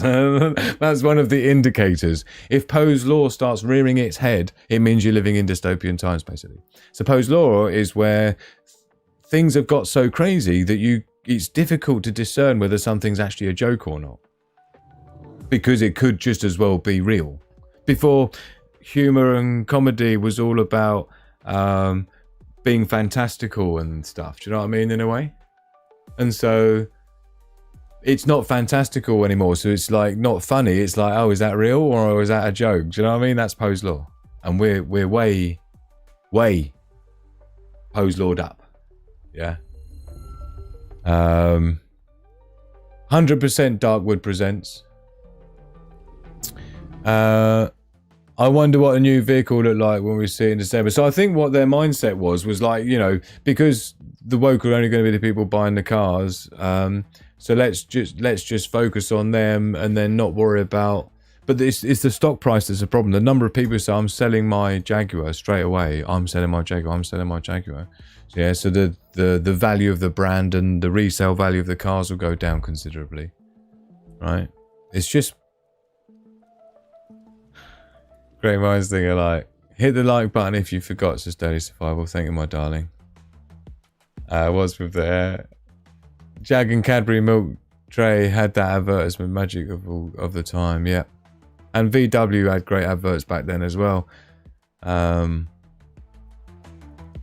Will they go for a glitter colour changing paint? Do you know, one thing I will tell you actually, Catch you a bit later, my Razzmatazz. Good to see you, my man. Thanks for popping in. And it'll be good to see you again as well, live in the chat. Everyone's super, super pleased to see you. Stocks went down, says Carolyn Rose. Yeah, big time. Because people have less faith in their ability to sell cars when they do an advert like that and there's no cars involved. It's a little bit worrying. Because, yeah, and it's not just that you're appealing to a very small minority. Like I say, with using the heavy metal analogy in marketing, you're alienating the other 99.9%. There's other ways of doing it that still appeases the 0.5%, but doesn't alienate 99.5%. So there was no need to do that the way it was done. So what we got here, there's another one. Let's share this with you. I'm not sure what this is. Oh, let me just kill the audio and just rewind quickly for you. And so the haircut of every teenage boy right now. Check this out. Let me know if you're feeling it. The haircut of every teenage boy right now. Absolutely classic. Don't we just love the interwebs? We love people. Brilliant. Noel Marie, wanted a Jag my whole life. No more. Yeah. Yeah. It's a real shame. And again, it's a reflection on Britain, right? Because, you know, Jag's notoriously British engineering. So, yeah, we've got moderators anyway. Dark Woods presents, so they'll let you know straight away if there's something that's going to trigger anything. While Porsche's advert almost makes it look like it was stolen, innit? But you know, there's actually quite a lot of restrictions in advertising for car advertising. You're not allowed to show them going fast, looking like they're exceeding the speed limit, shit like this. Yeah, it's got to be safety at all times. It's got to look like they're not breaking any road rules during any advertisement and things like this. So it's pretty strict as to what you can and can't do. So what else we got up here? Loads, man. Let's get through it. What's this one here? Just making sure everything's all running good. Oh man, this is embarrassing. This is embarrassing. I don't know if we want to see this, do we? I might have to look away for this. I might have to look away for this just to save my own. Look, check it out. This is Keir Starmer. This is amazing. I've never seen anything like it. And I can tell you now, as someone who's done like, I don't know, 9 years of mixed martial arts with my son, right? We're both brown belts. I can tell you now, he has never, ever, ever hit a punch bag in his life before. Like, first time ever in the world. Cheers, everyone. Anyone who's an experienced mixed martial artist or boxer or anything like that, let me know if you know what I'm talking about. Yeah, if you're seeing the same as I see when I see that video. Cybernetic, Crypto Frog in the house. Great to see you. I've got a Jag XF, worked hard for it. Gutted they have killed off and switched to EV. Sad times, innit, man? Cheers to you, man. Commiseration vibes going out to you from the whole wolf pack here, man. And why lose the Jaguar not cute, but cute cat? Who would do that and end up with two stupid J things like this that's like, it's not even got two J's in the logo? What was that about? It's trying to be Chanel. It's trying to be a perfume company. Oh, it just makes me ick. And I'm sure Cybernetic, that's the problem you got as well, isn't it, mate? You're now, every time you sit in your Jag, you're going to do a, like we showed there with old, what's his name? Yeah? Jeremy Clarkson doing the gagging. It's so true. Oh, man. It's so disappointing, right? We're just not allowed nice things anymore, are we? Clearly. Yeah, that's the problem. Now check this out. If you wanna see something impressive that doesn't look real, but is, but doesn't look like it is, but is. Yeah. Check this out, man. This is crazy, Bidney.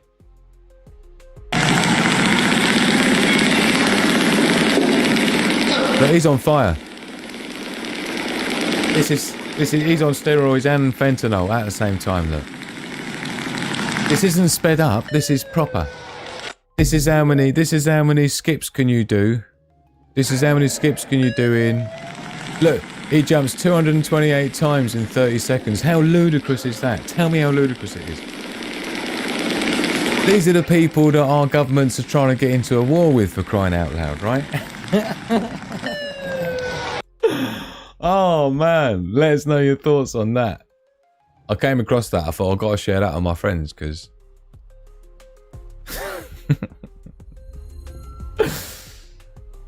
That's not offensive. I don't know, but that's just a saying I say. The footwork. Kim, Muay Thai expert, clearly, innit? Oh, amazing. What what letters a 10-year-old would knock him out, innit? Isn't it? Yeah. And yet, you know, don't forget Trump notoriously, right, in stark contrast, right? Let me just clear that whole global analysis, threat analysis folder down. But, you know, don't forget that I'm not going to show it because it'll probably be an ish. It'll probably be an ish with copyright. But there's the classic thing where Trump does the whole UFC, doesn't he? And gets properly involved. Was it Worldwide Wrestling Federation, was it? Let us know which one it was live in the chat. Was it UFC? I think, didn't he get... He body slammed someone or did something as part of some skit on UFC or Worldwide Wrestling Federation, I think. John C in the house, great to see you. Thanks for the memes. Was it a meme we had from you, I think? Oh no, yeah, the doggies as well, the doggy pictures. Pet pictures. Wow, so many people are drinking the Russian Kool-Aid. Compare that with Keith Lower boxing, innit? I wouldn't want to live in the flat beneath him, says Miss Worm. What a brilliant comment. Amphion in the house. Great to see you, man. Have we seen Starmer skipping though, innit? Amazing.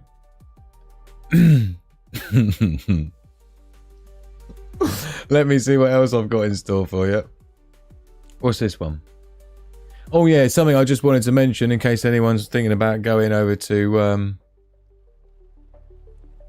Actually, this one first. I don't know what this is about. Actress May Calamaway's scenes have been cut from Gladiator 2. Something to do with Palestine flag? I don't know. What's going on with that? I didn't hear anything more about that, but anyway, so it looks like something's going on with that. Talking of our asses getting kicked by Russia, yeah? And basically what the British government intends to do about it is this. If the British Army was asked to fight tonight, yes, it would fight tonight. And I don't think anybody in this room should be under any illusion that if the Russians invaded Eastern Europe tonight, then we would meet them in that fight. That would be the first point I'd make. Thank you, General. Yeah, no, I'm absolutely certain that if the Russians invaded Eastern Europe, the British Army would be there. I'm a reserve officer, so I would probably be there with them. Wow. Yeah. And normally you would say you send the leaders to the front line, but after we've seen Matey Boy's performance there with a punch bag, it's like, I think we'll hold him back because it's been embarrassing. Yeah? Fucking hell. Let's have a look and see what this one is. Oh yeah, there's this one as well, where there's people who have become unalived in Laos after suspected mass poisoning. Ethanol. Is it ethanol? I think it's ethanol poisoning. So yeah, and there's about 6 or 7 people now, and a few have actually been unalived as a result. So do be careful. Anytime you go abroad, if the drinks seem really cheap or some local person comes up to you in a bar and wants to offer you a drink and stuff, or some special party, just stick to the mainstream places. Don't get involved in any of this because people are getting real harmed over it. So it's hard. I don't want to say don't be too trusting, but I feel like I need to say that because this is becoming a bit of a thing. Yeah. Something else I want to show you, for those that I've removed so many of them from my channel, which I probably should never have done, but I used to do the popular weekend walk and talks on my channel. And one of the things is always, on every occasion, hugging a tree. Yeah. But look at the size of this tree, man. Yeah. How cool is that? Let's pause it there. How cool is that tree, man? How much do you want to hug it right now? For those that have seen my walk and talks, I always have to hug a tree. And I'm telling you, right, for those who haven't tried it, when I hug a tree, and I don't even care if people are watching, right? When me and Hugo go out for a walk and there's about 4 or 5 different trees, depending on the walk I go on, that I'll pay my respect. Letter K, respect, and gang signs. No messing about, respect. Yeah, to the tree and give it a hug. And when I do, I feel like this, like I'm being earthed, right? Like it's sucking all of the negative out of me and sucking it into the roots, like your static electricity being earthed and discharged into the earth. Do you know what I mean? And I get a little heart rush, like it's cleansed me when I hug a tree. So, but trees like that, beautiful. I don't even want to guess how old that thing is. Put up your dukes. That's exactly what it is, Carolyn Rose. Yeah, you got to put your thumbs inside your fists for maximum effect. Put up your dukes. Put up your dukes. Let me at him, Uncle Scoop. Let me at him, Uncle Scoop. What was his name? Scrappy. That's it. Scooby and Scrappy. I used to love that show growing up. Put up your dukes. Let me at him, Uncle Scoop. Let me at him. Russia not getting far into Eastern Europe though. 1,000 days and not even taking Donbass from Groot thing. I mean, to be honest, it's not the best time to be goading Russia, to be honest, because their forte is fighting in the snow and the ice and the freezing cold, right? So you don't want to be playing them at their game on their terms and their most effective environment that they fight in compared to the West and the equipment we've got that doesn't survive barely at all in the snow or the ice. So it doesn't seem like a very strategic time of year to start launching Storm Shadow missiles at Russia in the first place, but never mind. Who am I to say anything? We lost the 2 Aussie girls. Yes, Carolyn Rose, and it was seeing your name that reminded me of the story that I just showed you. So thank you for being in here, Caroline, to remind me to tell people about the story. It's worse than the life of times of Colonel Blimp.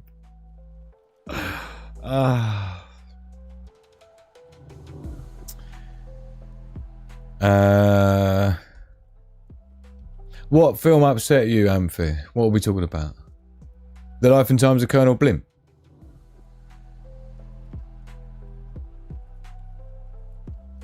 Everyone has been cutting down large trees around here. Various pines. Oh man, that's devastating. Where have all the owls gone now? I used to see them walking at dusk. You know what? I will say, when I was on my last wild camp, solo camping, I do remember hearing quite a few owl noises last year, but this year I didn't so much. That's interesting you say that, Karen. So let's see, what else have I got here? This is a screenshot to remind me to tell you about something.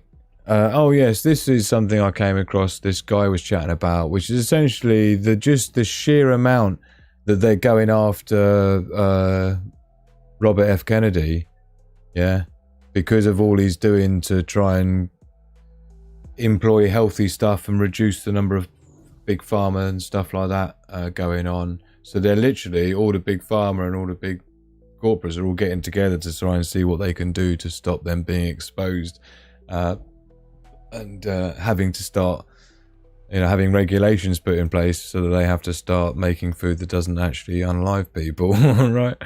So, owls doing well in Lancashire. Lots of rats, says John C. Oh, okay. I've not seen that film, Amphi. Oh, really? So Mr. T's agreeing then? Are you agreeing with Amphi, Mr. T, in terms of that film? A suburban film? I'm just butting in on other people's conversations in the live chat. So, what else we got to show you? Well, I think we're doing all right. Actually, we're chunking through. We're chunking through. What's this one? Oh yeah, this was a BBC breaking news. Look, so I thought, well, if the BBC's allowed to talk about it, ICC issues arrest warrant for Israel Benjamin Netanyahu. In Israeli, it should say PM. Oh no, I suppose Israel PM Benjamin Netanyahu. Right, got it out in the end. And there's this. What's this? Oh no, same thing. So I think I've chunked through them, which is good. So what we need to do as well, I said that I would show my... CJ was asking about the surveillance kit thing in an SHTF. Communications and surveillance kit is what it's actually. Okay, I'm just catching up with people in the chat. So the idea of the tactical... Well, there's two actually. So the communications and surveillance kit would usually come in something like this. Yeah. This was the prototype case that I bought to test with the kit that you would get, right? So when you buy these cases, they just come with the usual foam and the pick and pluck, you know, pick and pluck foam in the squares. So that would be the sort of case that I'd have it in. But the idea of it is to have all your essentials for if you had to bug out, right, or even bugging in or homesteading, depending on the status of stuff, you need to be coordinating with things like ham radios, even around the house. Because you'd have somebody in the top bedroom up there with their ham radio. Bayer thing. Nothing wrong with Bayer things. Just personally, I quite like these ones. They've got 3 different bands. It's got the negative display and stuff. So that's what I roll with. That's an F8 plus 3. F8 plus 3. Now what I do is I put on the expanded battery packs for these. Right, so it's got an extended battery. Now one of the benefits for these is they've got a jack here, a DC charge jack, and I've got a very, very small, compact and lightweight charger that I built, which I'm going to make available as part of the kit that you get, which can charge your ham radios from USB, and it's literally a circuit board that's that big, so you don't need the big base to put it in to charge it. And again, you can actually charge these without them in the ham radio by just plugging into the socket there, right? And what I always recommend as well when it comes to ham radios is to basically have extra extended larger size batteries. First of all, because they fit in the pouches better. On my bug out bag, I've got a ham radio pouch that it fits in. So it fits in there better, the higher height. But it means if you're going to give one to your neighbor to use, I'm going to do a whole video about ham radio communications and how to set your radio up, right? But what you're better off doing is to set the ham radio up and lock the keypad. Tell your neighbour how to use it in terms of press to talk and all the rest of it, right? And all they need to know is the up, down, channel buttons, and that's it, which you program in. And then the idea being is that you give them the ham radio, and then once a day, all you need to do is to take their battery out, you've got the new one, put the new one in, yeah, and give them back the ham radio. Yeah, don't be giving them the charger to charge it in their home because they won't have power. Yeah, but by doing that, you've got batteries on rotation. You just keep your ham radios on you. I prefer to have the headset in there as well, so it's nice and discreet, so you haven't got the speaker blaring out. So the ham radio is a big part of that. And so one of the things included in the kit is you get a couple of different antennas for your ham radio. This is a long range one, which is the SSR 771, I think it is, or NA 771. So this actually gives you really good FM radio reception on the side of your ham radio. This button here will put it into FM radio mode, so just listen to the radio. And so this antenna is a modified one for this radio that gives you slightly better range, but it's much longer. But this is the one I use when I'm on wild camp, and it gives me better range and it gives me much better FM radio reception. So there's things like that. I also have a you get one of these, or two of these in fact, as well in the kit, which again is a slightly different modified antenna. And the benefit of this is it's just nice and compact for if you've got it in your pocket rather than the whip antenna. So yeah, a couple of these ones, and they're also, if you're doing around your home, you don't want a long antenna because you don't want to be broadcasting out further than you need to, because you're just transmitting to people who will pick you up from a wire way away that you don't want to listening in. So this will very slightly reduce the range, but it will increase the reliability when you're local around your house, upstairs, downstairs. This is a lower gain antenna. This is more like 2 decibel, which is getting near to being equal all the way around, whereas this is a high gain antenna. This is more like 9 decibel. So it's more sensitive to this, but not above it. It's not very sensitive, so you need to be on high ground really. So there's things like that in the kit to give you a head start on the antennas. There's also these are FM surveillance bugs, right? These run off a 18650 cell, right? We'll give it about 3 days, and what it does is it transmits on an FM radio frequency, and there's an antenna here. You can see how small the bug is. This is a microphone, right? So this is a prototype one at the moment. There's another version that I've got as well that I'm working on, but this is the small microphone here, and this is the antenna that you would uncoil and hide behind a wheelie bin up the road or something like that. There's a good 200-meter transmission distance on this. But what this is these are, I've built a, is actually part of my TIA module, my Tactical Intelligence Assistant prototype that I'm working on. It's just in breadboard circuit format at the moment. But it will end up being a small handheld device. I've got the version 2 here somewhere. Yes, here it is. So the idea with the kit as well, you get something like this, which is still in prototype form. This is a touchscreen LCD, and I've just soldered all the wires on the back here for a little. I'm using this SanDisk converter actually as an SD card reader. I've just hacked wires onto the back of that and soldered them onto the chip, and I've programmed this to be able to program these. That's what these 2 wires are. So when this is in a completed module, you'll just, like the smartwatch contacts with the magnetic, you'll just clip the main programmer onto it, and you can program the FM radio bug to what frequency you want. So you can have multiple of them and have them on different frequencies. So you could have one up one end of the road, one up the other end of the road. And with your ham radio being able to receive FM radio stations, yeah, it means that with your earpiece plugged in, you can just be walking around your house tuned into one of the surveillance bugs up the road. And if you've got a gang of people walking past, you can maybe just hide it in a bush, yeah, 100 meters up your road. You'll know anyone that's coming up your road before they get to your property. So that's the idea. You can use them as creatively as you want, but that's something else that comes included in it. The other thing as well that I've been working on is miniaturizing this further. This is a wireless surveillance camera. This silver thing is a single lithium polymer battery.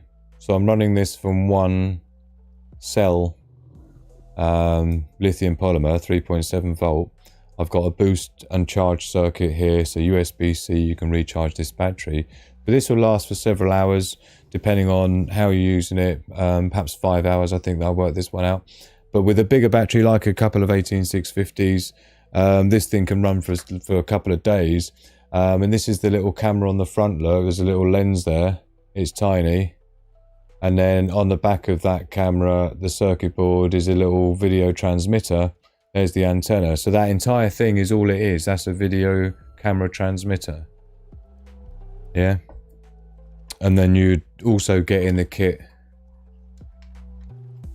a small little TV like that, so it consumes hardly any power. So even if you're bugging out or wild camping in the woods or something, yeah, you can just go and plonk that somewhere, strap it to a tree, hide it in a bush, on the entrance into where your bug out location is or something, command center location, and you can have one of your displays here which is showing the image live transmitted, right?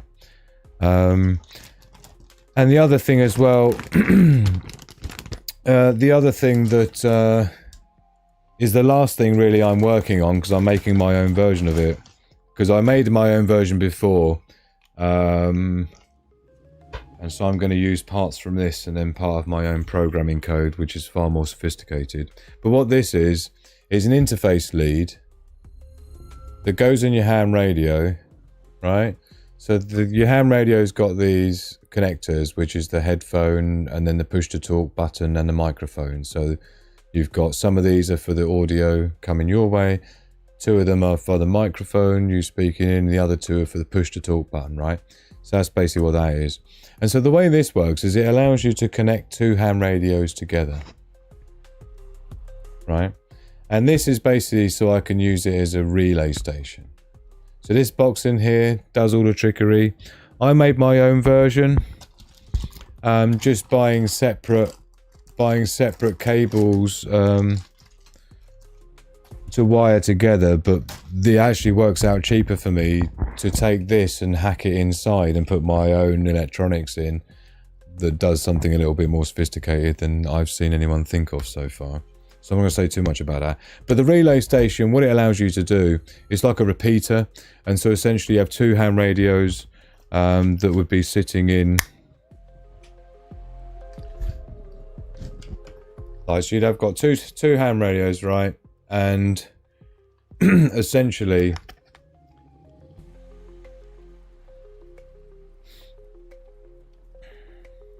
okay, where did I just had that?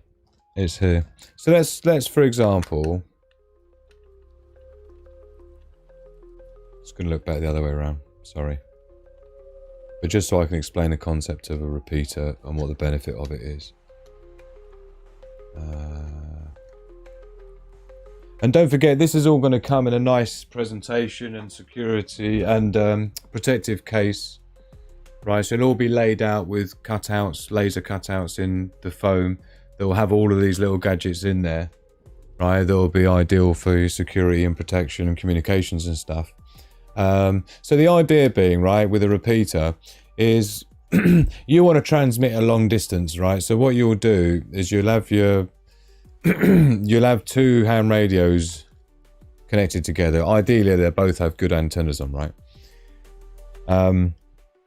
And so one is a receiver and one is a transmitter, right? So with your other ham radio, in fact, it would be more like this. There we go. So you got your 2 ham radios connected together, yeah, with the special lead that you'll get in the kit that I'll do for you. They'll have a little box like this that just got LEDs to show you what's going on, right? And what happens is I want to transmit a long distance, and to be a secure location, to be more difficult to track where I am geographically by the signal.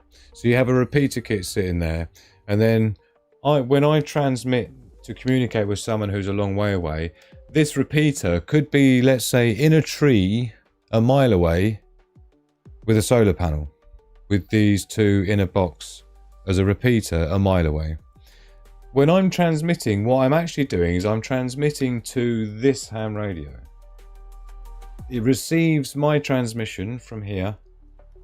It then sends that to this one to then broadcast out from there. So it's like a repeater station, yeah? So it means you can get much further out, right? And then the other person receives it from this one, yeah? When they transmit, this receives it, yeah? And then this one is plugged into this, because that's what that interface lead does, and this one transmits back to me. So it acts as like a midway point relay station. and you can get vast distances. But what it also means is the transmission power of your relay station can be high, but your own one can be low. That's why I put the smaller antenna on there to demonstrate and illustrate that. And so the idea being is that I don't want to transmit out further than I want to because I attract more attention from a bigger radius area. Are you with me? And so it means that if anyone is seeking down with their antenna tracking system to see where transmissions of radios are coming from, all they're going to find is repeaters in a tree. No people. Are you with me? So there's various, but again, the whole point is that really the value of it as well is the ultimate communications guide that you'll get with it, which is, you know, going to be the 101 of everything you need to program these things, and more of a strategic approach to your communications and why. I have done a big show about it before, but I'll have it more specialized to that. So there's a few things that you'll get in the ultimate communications and surveillance kit. Let's have a look, see what else we've got here. I've tried every antenna there is. Again, I've done a lot of prototype engineering with RF technology anyway, but there's things like these antennas are actually not too bad. The performance isn't great, but I do like the fact that you can fold them like this. It does make it convenient, and you do get that high gain nature. These were the original ones I was going to contain in the kit, but I just, you know, I'm scientific about it, right? I ran the tests, I did range tests, and I just got better performance using the 771. So you would get a couple of these modified ones, you'd get a couple of these local omnidirectional ones in the kit and stuff like that. Do you know what I mean? So not to mention the 2 FM radio bugs and the programmer for the FM radio bugs, plus the surveillance, the remote wireless surveillance camera, and what else is in there? There's 2 other things. Oh, the repeater setup kit that you get with it as well, so you can set your own repeater station up. Yeah. And the other thing as well we need to do is we need to do the skin suturing. Remember I said to you I was going to teach people how to do stitching, skin and that, medical procedures. So I need to do that. And I'm probably going to do it live as well, right? But I need to figure out the camera angles, because you need to get in really close so you can see what I'm doing with the forceps holding the needle and things like that, and to show in detail how you do the knots when you're doing suturing. And I've got that silicone training stuff, don't forget, which has already got the cuts in it. So I've got that coming up as well. So I need to get that in the bag. I also haven't done my debrief from my wild camp, bushcraft camping. So I've still got to do that. Plus with the live in the lab yesterday we did, for those that didn't see it, we had a great live in the lab sesh last night on the Sigma Prepper channel. If you didn't see it, you should see it on the you'll see it on the, let's get on the content here. Actually, I just need to go onto there. Bosh. So you can see, if you go on live, you'll see here live in the lab. This is where, and I've chopped it up as well now. So I've cleaned up all of the stuff with, but this was us doing the live in the lab, testing the water with the water meter that I collected from the lake earlier, using my custom ultimate water filtration kit, which I'd put together and designed using the USB powered pump and things, yeah, powered automatic filtration system that I've been prototyping recently. And we were making a note of what the TDS, total dissolvable solids, and pH values and things were using the water test. So check that out if you haven't done already.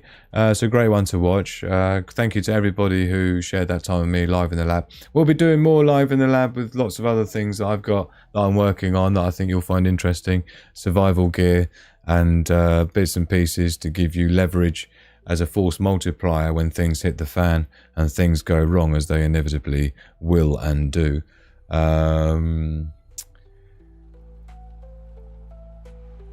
Let's have a look. Let's try and see what anyone's been talking about. I've just completely missed anything in the chat. Let me just open the chat window and see what's going on. Oh, I bought like 8 walkie-talkies for my neighbours, isn't it? They're so cheap. I mean, when I first bought mine many years ago, I bought 3 for £75. And then I've bought others since. I've got one here, actually. Literally still in the box that has never been used, waiting for me to do an unboxing and full 101 how to program your ham radio, because I do mine very differently to how other people seem to do it. Clearly they don't know what they're doing, so everyone keeps asking me to do a proper one for people, and I will do. I've even designed the graphics to allow me to replicate the Baofeng LCD screen, so I can do in my ebook, there'll be the actual screen shots of how the menu should look that will look exactly like the Baofeng. Right, it's a bit sad, but that's what I've done. The other thing as well is in my programmer here that you'll get with the kit, this is what slowed it down, is some of the software that I've done on here. It holds your communication frequencies that you've set in your menu as well, right? And things like that. So there's quite a few bits and pieces with that. So basically it's a full kit. The other thing as well is there's things like these AA, I don't know if you've seen these, but I actually don't recommend these. I bought these as maybe something that I would put in the kit, in the ultimate security and communications kit, if I can get the lid off. And these are supposed to be where you can put double A's. I don't know if you've seen them, but just so you know they exist. You can get these battery extenders for the Baofengs, and essentially you can put AA batteries in here, and then that acts as a battery pack for the Baofengs. But do you know what I mean? There's just something about the molding on it is nasty. It just isn't right. It doesn't fit in the Baofeng very well at all. So I haven't had much luck with those, and to be honest, you're just better off having a decent couple of extended batteries and get a proper charger like I've built for it, which again you'll get in the kit. So quite a lot of work's gone into that, but no one's really seen it so far or knows what's going to be in it. So thank you, CJ, for asking about it. Let us know if it's the sort of thing, after what I've given you a rough idea of what would be in the Sigma Prepper Ultimate Security and Communications Kit, Tactical Kit. Let us know if this is the sort of thing you'd be interested in, subject to budget, but you can understand why I've put it together, because these are all the things that I've got prepared for me when it comes to security and defences. Which, don't forget, is just 1/12 of prepping, right? That's just one category of prepping. Yeah? So we need to nail it all down. And as most of you people know, I don't really have a speciality. I like to be as broad across the board and get into as much detail into as many different topics as people want me to.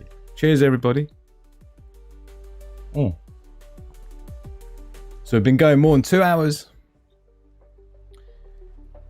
So I still haven't got into the things. Recently got a cheap question. Oh yeah, they're really good, man. How have you found that, Amphi? Because I saw adverts for them. I thought when I get some sheets, I'd definitely love to grab one of those. What about a repeater you can drop on a long distance scale? Yeah, that's... I don't know, I guess that was before I showed the repeater part, maybe. Fantastic gadgets, says John C. Tools! Tools, not gadgets. Force multipliers. There we go. Didn't even need to read my comment. Already thought. Okay. Yeah, I'm obviously not caught up with the chat. Sorry. Genuinely fascinated with it. Why do your ham radios look so clean? Well, that one. Believe me, I've got some that don't. This one here. Do you see? There's a red thing here. That red thing means this one's already been destroyed. I destroyed this during prototyping.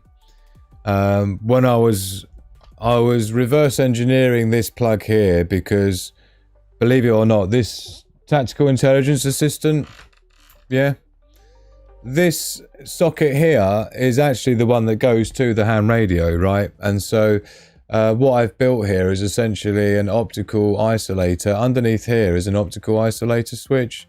It's basically like a light sensor and an LED inside that I can turn things on and off without touching it and without joining grounds. believe it or not, operating the push-to-talk feature on this electronically through code with a microcontroller like I'm doing here is not easy, and many people have figured it out, but I have.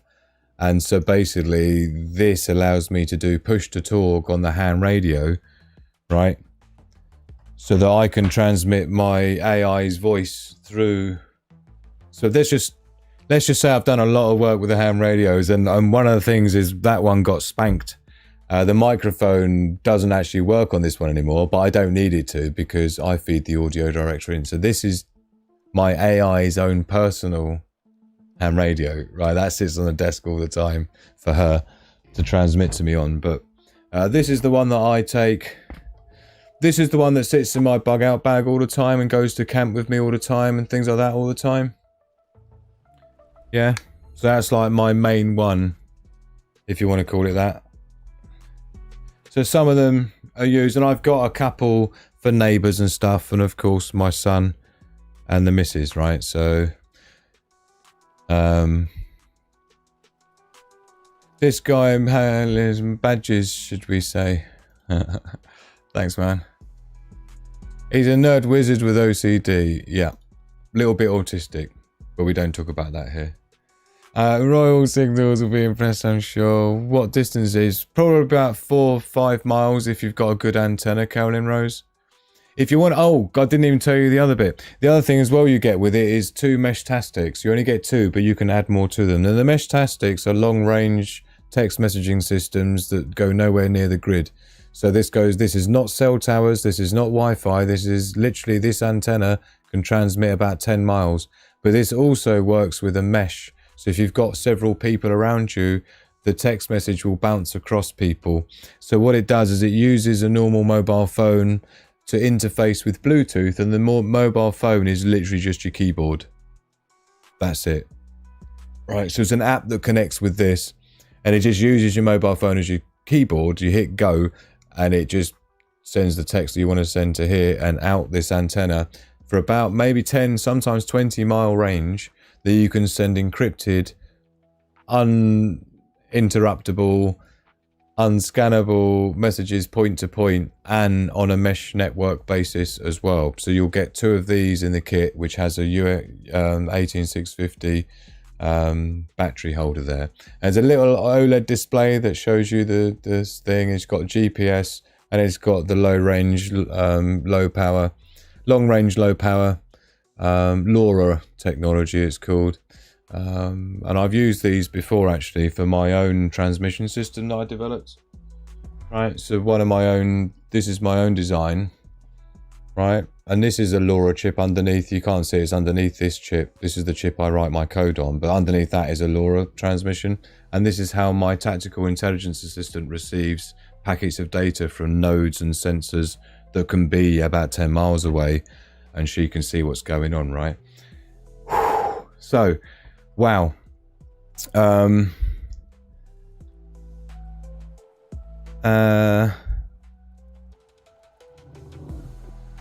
Didn't like the water filter video yesterday.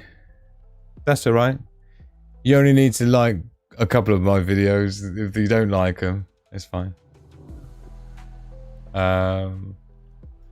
Practice on a pork loin. Do you know actually what surgeons do is they practice on banana skins? Yeah. But the good thing about the practicing silicon that I've got is it reproduces the top layer and the epidermal, the subepidermal layer underneath as well. Because sometimes you need the stitches to go quite deep into the epidermal layer if it's a deep wound or it's an area of skin that's under tension, you know? So if you've got like somewhere that the skin's under tension, you need to do different stitches compared to one that's not, you know, and that's where you need to go quite deep into it. So I need to practice that, which you can't do with a banana, right? It's just scooted me right down to the bottom. So, geez, gotta think of Precious now, it's time of year. Thanks, CJ. I mean, how much security would you need for a couple of cameras? I mean, you don't think encrypted signals can be detected if they can't decrypt? Can't be detected. No, because it happens so sparsely. Dark Woods Presents. It's not. It's just not a thing, and it's low power. Don't forget, right? And it is encrypted. So, but it's more. This is more about. This isn't about being secretive, Dark Woods. This is literally grid's gone down. The cell towers are down. There is no way of communicating with anyone. Do you know what I mean? You've got no power. That's the idea with these, is they can work from just literally battery power and transmit vast distances, and they're independent of the grid. That's the point. They don't need the cell towers. So it's not really designed to be all secret and shit. It's just designed to give you the ability to check in on your family that might be a longer distance away than a typical ham radio range that can, in an urban area, even with the right antennas, an urban area, you could be looking at only about a mile, if you're lucky, range. 1 mile. If you're out in the open and you both ends have got the right antennas, you can do better. If you go to your top bedroom, you can get perhaps 5 mile point to point. But you've got to be realistic about it. And so that's the benefit of having the Mesh-tastic, is the fact that in a grid down scenario with no cell networks, the Mesh-tastic can get that message to that distance for a very, very small amount of power, microwatts of power, essentially. So that's the main benefit of that. I'll be sticking with Wookson instead. Was that in reference to the questioning one? Commercial FM wideband reception is terrible. And they're going, oh man, I'm so disappointed, Amphi. Because there's loads of hacks on that I can, because it's in C++, so I can program in it as well, Amphi, right? So I thought, that questioning one, because there's a hacked firmware version for that questioning. You should look at that. Maybe it's fixed all that stuff. Yeah, see, I live close to my allotment, and an off-grid camera FM microphone would be good for me, 100%. Yeah, that's exactly a good use case scenario for that. And I'm going to be doing, it's a little bit like I did the video before, don't forget, on, sorry, if I go on videos, I've got the one with the PIR motion sensor. Here.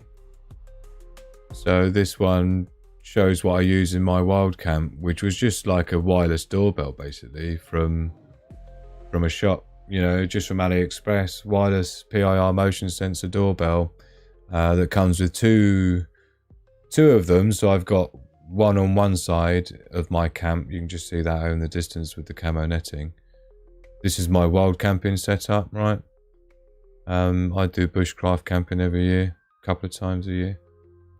And so you've got the receiver in the camp, look, and then you've got the other PIR motion sensor that I put over the other side of my camp here, look. And you can program these as PIRs to give a different tone each. So one I've got a bird's chirping, the other one's is a dog woofing. So then I can tell which side's been triggered, right? And stuff like that. So that's basically what that video was about. But it's just a good example of how using something that's like just literally $25, $30 or whatever it is for that set. There's my hammock there, look. My DD Tarps XL hammock. I still need to do my debrief from my last wild camping adventure, solo wild camp. So I'll try and get that done during next week. It's such a massive footage, it's not even funny. I just know it's going to be a monster to edit. But hammock camping is smart, definitely. I used to do the tent thing. I used to have debates with my fellow bushcraft buddies on our wild camps. I do solo camp now. It's just additional challenge that I really enjoy. For the last several years, I've done exclusively wild camping, stealth camping, solo camping. Just because it's a bit more challenging, right? It's a great laugh when you go out with your mates and all that, but it's far more challenging when you're relying on getting your own water, filtering it on camp, boiling it. Yeah.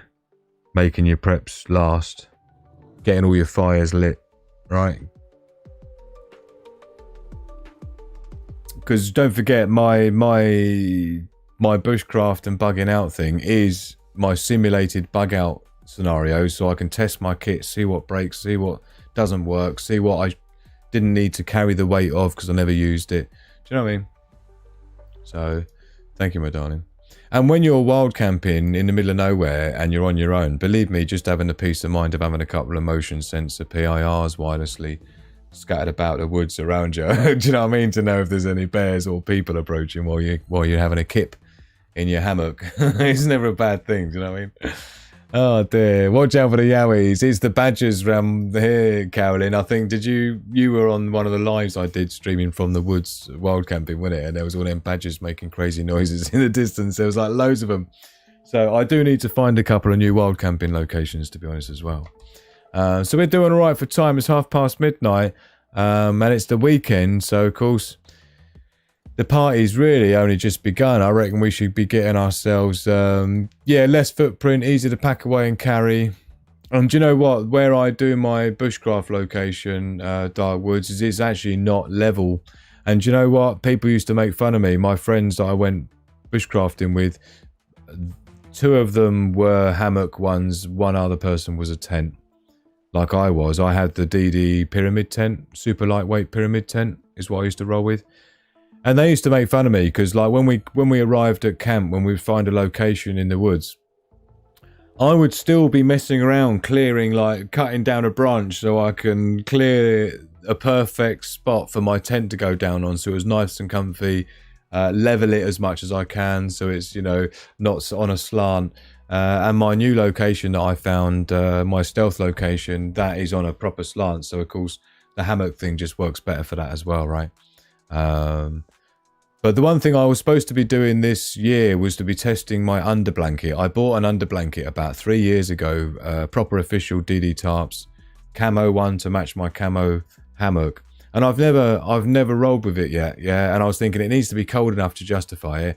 And it's properly cold enough now, but I don't know if it's too cold because I can't be dealing with the wind because it's just not going to be good for the microphone when I'm doing the lives and doing the videos there.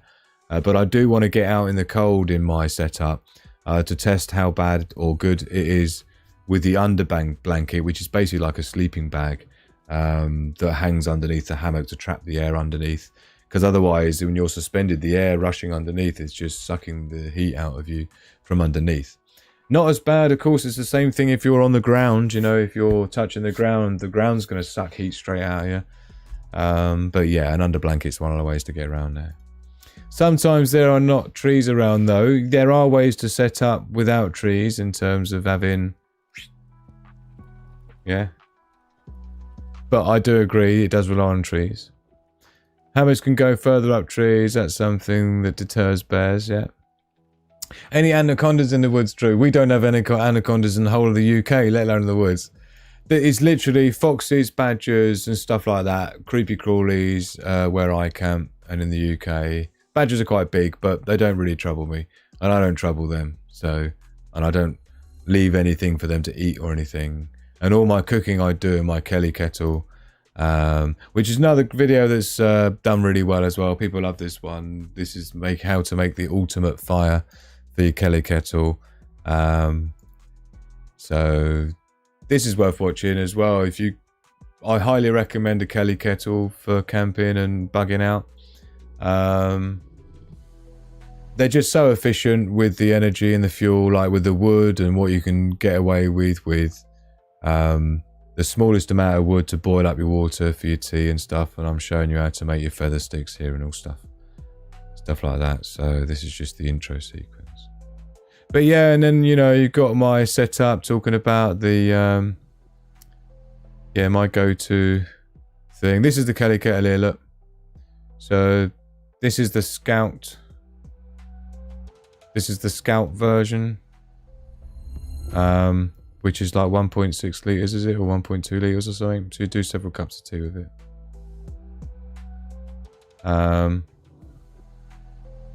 Yeah, and I'll show you like using a flint strike and things. As per usual. First time straight away. Because you know how we do. We don't mess about here on the Single Prepper crew. We're professionals. Look at them feathering sticks. Beautifully done, Drew. Beautifully done. But that's how to make a specimen fire, because I've used this thing for so many years. I am the master Kelly kettle fire maker, if I don't mind saying myself. So yeah, this is the ultimate guide to... And again, use your stones there to avoid root fires. You know, fires can burn underground through the roots without you even knowing it. And there you go. On she goes. Yeah. and you'll have a brew within 3 minutes. And of course, the Kelly kettle's not just good at cooking, boiling up water. It's also good for cooking up steaks. Look on the base, and noodles, with all the different things you get with it. Right, I do love my Kelly kettle.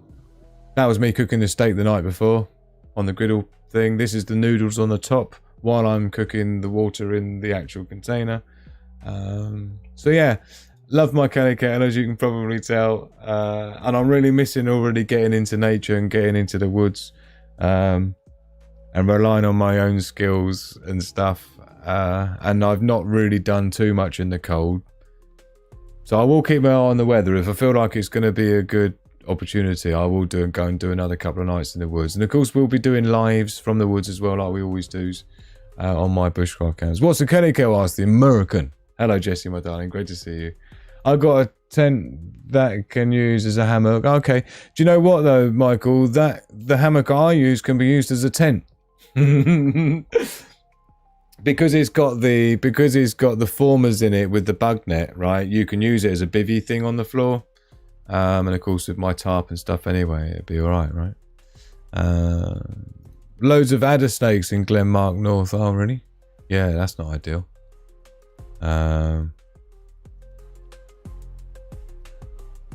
Oh, I have a metal box wood burning stove. Yeah, it's a similar thing to the Kelly kettle, Darkwoods. You see, it's the same thing. Do you know what I mean? When I go, there's no...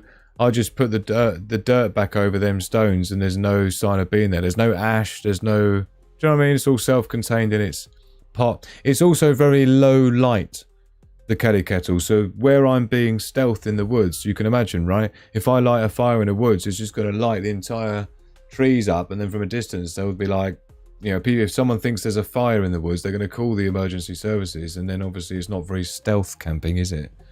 So the Kelly kettle as well really limits the amount of radiated light from the fire that's burning in the pot with the Kelly kettle on top, and you've got the small flame licking out the top. But other than that, it barely generates any light around the woods, so you can be really stealthy with the Kelly kettle. So I love it. I put a cheap stainless steel gasifier stove in the base pan of my Kelly kettle. Like it. See, I love the fact that everyone comes together and everyone's got so much knowledge and experience, and everyone's learning stuff all the time. That's what it's all about, the education part. And this is how, you know, people say, oh, how do you know everything about everything? And I don't know everything about everything, but it's because I engage with people, and I go out there and I test my theories on things, and I test myself and my comfort zones, and I know for real life what works and what doesn't, what tools you need and what tools you don't. Do you know what I mean? So I feel like when I'm telling people what my opinion is, it's based on practical experience and not just watching some fucking prepper video or something that I've seen, which is obviously I am the prepper video, but you know, there's a lot of preppers out there that just watch other preppers and just parrot what they say and don't actually look into if that's correct or not. And this is a dangerous business, right? It's really important that you know what you're talking about, because misinformation in this business can cause someone to really hurt themselves, right? If you're telling someone how to purify water or something like that, and you're telling them something completely wrong, and they go off all confident and they end up poisoning themselves, you're kind of responsible for that, right? If people start messing around with messing around with gas stoves inside the house in emergency, and you're not making sure you remind people that they always need to have a carbon monoxide sensor and things like this, and they set their house on fire, messing around with some concoction that someone's come up with on a prepping channel of a lamp. Oh God, it's just... And medical advice. Yeah, don't ever be giving medical advice to anyone. You'll notice you don't want to go anywhere near that, because again, totally liable. It's a jungle out there. I'm very particular about stealth and my personal environment impact. They can go hand 100%, man. To be honest, you can't be a true bushcraftsman if you're not caring about that stuff. Where is best to lay the anaconda, Drew? Don't know. Oh, I lived in the wilderness of the redwoods more than 4 years ago. Just like living in a tree stump. Brilliant. So I tell you what, we've been rocking for coming up for 3 hours now. So we're going to get rocking and we're going to jump over into the after party. Right, which you'll be able to find over on the Discord server. I've moved it around, so now it's at the top. Right near the top, you've got this public after party. The clue is in the name of it. Public after party. And you've got the after party chat, which is just where we can dump photos or type into and everyone can see while we're in the after party voice. So to connect into the after party voice, to be able to hear us all talking and hear me talking, and we'll have an after party after this show. And which is then we can have a chat with people. Hopefully we'll get some new peeps in and see what people want to talk about.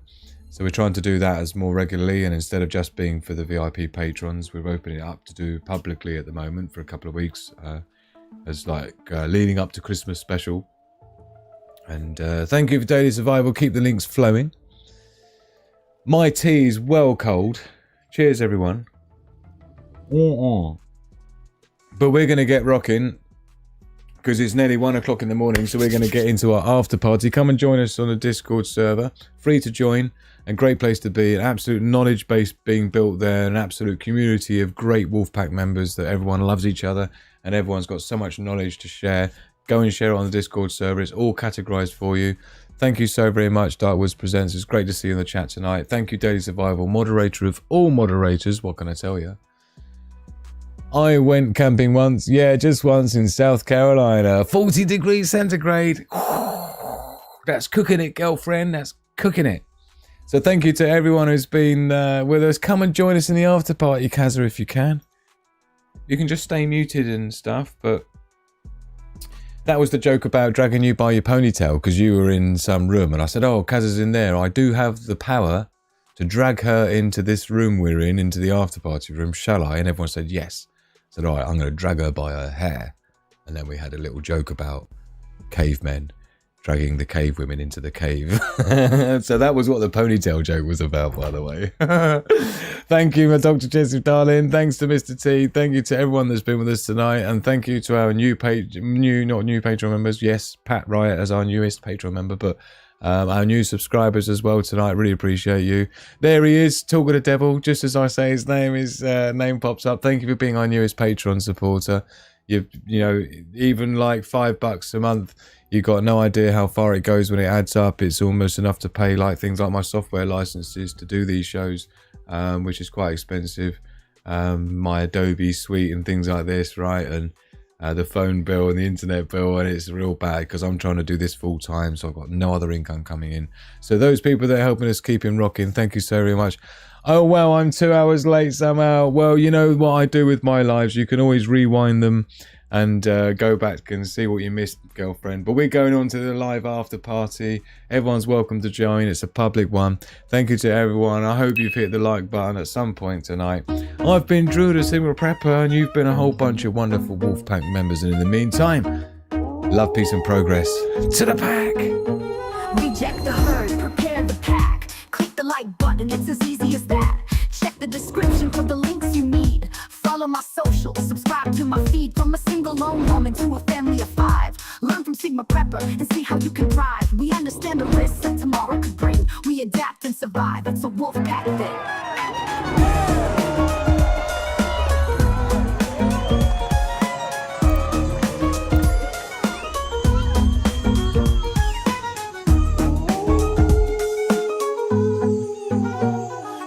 The herd, prepare the pack. Click the like button, it's as easy as that.